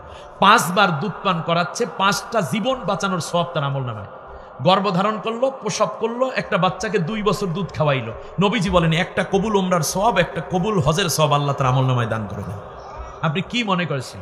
অতএব এই যে অনেকগুলো নেকি, মায়ের পায়ের নিচে সন্তানের জান্নাত, আমাদের মা বোনেরা একটু যদি ভুল করে আপনারা রাগ করবেন না প্লিজ, তাদেরকে একটু ধৈর্য ধরে দিবেন। এখানে শাশুড়ি যারা আসছেন পুত্রবধূদেরকে একটু ভালোবাসুন, মেয়ের মতো আদর করুন। যারা ভাবিরা আসছেন শাশুড়িকে মায়ের মতো যত্ন করুন। একদিন এই শাশুড়ি থাকবেন, এই সংসার তো আপনারই হবে। একটু না হয় রাগ করে তাতে কি হয়েছে? আপনার মাও তো আপনাকে রাগ করতো। সব মিলে আল্লাহর খুশির জন্য আমরা সব স্যাক্রিফাইস করব। আল্লাহর নবী বলেন কেউ যদি কাউকে কষ্ট দেয়, শুনুন, কেউ যদি কাউকে কষ্ট দেয় ওনার অধিকার আছে এটার প্রতিবাদ করার। এইরকম কিছু দুই একটা উল্টাপাল্টা কাম হয় না, একেবারে মনে চায় যে আমি জানি এটা আমার, কিন্তু এরপরও আমাকে দিচ্ছে না। এরকম উল্টাপাল্টা কিছু হয় না সংসার জীবনে, সমাজ জীবনে? জানার পরেও যদি, যেহেতু সে মুসলিম তাকে ঠকাচ্ছে, একটু যদি ধৈর্য ধারণ করে, আল্লাহ ধৈর্যের কারণে যে ঠইকে গেল যে মুসলিমটা, প্রতিবাদ করার সুযোগ থাকার পরেও চুপ থাকলো ইমানের কারণে, আল্লাহর খুশি অর্জনের জন্য, যাক ও তো আমার ভাই, না হয় 10 টাকা কম দিছে, যা, এই চিন্তা যদি করে, বা আমি একদিন পাবো এখন কিছু বলবো না, এই যে ধৈর্য ধারণ করলে আল্লাহর নবী বলেন তার জন্য প্রতিদিন জান্নাতে একটা করে ঘর বানানো হয়। কি আছে, দুনিয়াটা স্বল্প সময়, আপনার ভাগ্যে যা আছে আপনি এমনি পাইবেন। উনি টাকা না দিলেও আপনি যদি ভাগ্যে 100 কোটি টাকার মালিক হন, 100 কোটি টাকার মালিক না বানান পর্যন্ত আপনার কেউ মারতে পারবে না, আজরাইল আপনার জান কবজ করবে না, ঠিক না? অতএব অন্যের হক যেমন ফিরিয়ে দিতে হবে, ঠিক তার পাশাপাশি যদি এইরকম কিছু হয়ে পড়ে, এই কারণে পরস্পরে ঝগড়া করবেন না। বোন, আপনি আমার বোন, আমি শেখ জামাল উদ্দিনের বোন, আপনি আমার, এই দাবি করে বলছি, আপনি আপনার শাশুড়ির প্রতি ঝগড়া পাতাবেন না। শ্বশুরেরা পুত্রবধূদেরকে ভালোবাসে, এ ব্যাপারে ওসিয়ত করার নসিহত দরকার নেই। বাজে শাশুড়ির লগে শাশুড়ির, সুতরাং শাশুড়ির সাথে পুত্রবধূর। অতএব শাশুড়ি আম্মা, আমার মাওইজি, আমার বোনটা আপনার ঘরে, আপনি আমার বোনটা একটু অপরাধ করলে আপনার মেয়েকে যেমন আপনি মাফ করে দিতেন, আপনি সেইভাবে মাফ করে দেন। দেখবেন এই ঘরটা আপনার শান্তি দেবে। আপনার মেয়েটা তো অন্য বাড়িতে আছে, সেই বিয়েন আপনার মেয়েকে বকা দুক আপনি যেমন চান না, ঠিক তেমনই আপনার এই পুত্রবধূর যে মা আছে সেও তো চায় যে আমার মেয়েটাকে আমার বিয়াইনে বকাবকি না করুক, একটু মেয়ের মতো আদর করুক। আপনি তো একদিন এই বাড়িতে পুত্রবধূ হয়ে আসছিলেন, তখন আপনার মন যা চাইতো, আপনার শাশুড়িটা বাধা দিত, মনে কষ্ট পাইতেন। আজকে যদি আপনি সেই বাধাটা দেন, তাহলে আপনার পুত্রবধূটাও তো সেই কষ্টটাই পাচ্ছে। আপনি যদি নারী হয়ে নারীর মর্যাদা না বোঝেন, বধূ হয়ে বউয়ের মর্যাদা না বোঝেন, মা হয়ে যদি কন্যার মর্যাদা এবং ভালোবাসা আবেগ না বুঝেন, তাহলে কে বোঝাবে? আমি বিশ্বাস করি আমাদের এই নীলফামারী ডোমারের মায়েরা অনেক ভালো, এবং আমাদের বোনেরাও অনেক ভালো, আমাদের মেয়েরাও অনেক ভালো। আমরা দোয়া করছি আল্লাহ রব্বুল আলামিন সবাইকে কবুল করে নিন, এবং আগামীর রমজানে একত্রে ইফতার করবেন। আগে যখন ভোর রাতে উঠে পুত্রবধূটা খানাটা গরম করে শাশুড়ির মাথায় ঘেদে, আম্মা আসেন খাবার রেডি, আহারে ঘুম থেকে ওঠার আগেই পুত্রবধূর জন্য একটা দোয়া হয়ে যায়। আর কিছু কিছু শাশুড়ি আছে এরকম, জানি না ডোমারে আছে কিনা, হ্যাঁ উঠাইছে খাওয়া এত গরম, ঠান্ডা হইলে উঠাইতে পারত না, কত কষ্ট করে রান্না করলো সেই দিকে খবর না। এটা যেন না হয়, না, খাবারে কোনো আয়ের ধরনের ভুল ধরবেন না। দেখেন বেচারি রান্না করে, অবশ্যই কোঅপারেশন করতে হবে সবাই, বাসায় যারা আছেন সবাই একজনে রান্না করবে, সবাই মিলে রান্না করবে, ঠিক আছে না? একটু একটু কাজ সবাই মিলে করব। যখন ইফতার সামনে যাবে, পুত্রবধূ আছে, সন্তান আছে, ছেলে আছে, সবাই মিলে দোয়া, আম্মা আপনি দোয়া করেন। কোরআন মুখস্থ করার তো অনেকের সুযোগ হয় রমজানে, যদি না পারেন পুরো কোরআনটা অনুবাদ সহ পড়বেন। এই আমলটা আমি দিয়ে গেলাম, পারা যাবে ইনশাআল্লাহ। কমপক্ষে আগামীকাল থেকেই শুরু করে দেন, কারণ রমজান এত সম্মানিত হয়েছে কোরআনের কারণে। অতএব কোরআন যত আমরা চর্চা করব, রমজানের হক তত বেশি আদায় হবে। আল্লাহ যেন আমাদের সবাইকে কবুল করে নেন। কমপক্ষে খতম তারাবিতে যতটুকু পড়া হবে ততটুকু আপনি পড়ে যান, তাহলে 28-27 কদরের দিন আপনারও কোরআনটা খতম হয়ে গেল, তা আপনি অনুবাদ সহ পড়বেন। এরপরে প্রয়োজনে বছরব্যাপী অর্থ সহ পড়ার জন্য আবার চেষ্টা করবেন। আল্লাহ আমাদের সবাইকে মাফ করুন। পুরো একটা বছর পরে আবার আপনাদের সাথে একে অন্যের দেখা হতে পারে, নাও হতে পারে। যদি এটা শেষ দেখা হয়, তাহলে আমরা পরস্পরে মাপ চেয়ে নিচ্ছি। আল্লাহ আমাদের সবাইকে মাফ করে দিন। নামাজের সূরাতে বসে একবার আলহামদু, 3 বার কুল আল্লাহ।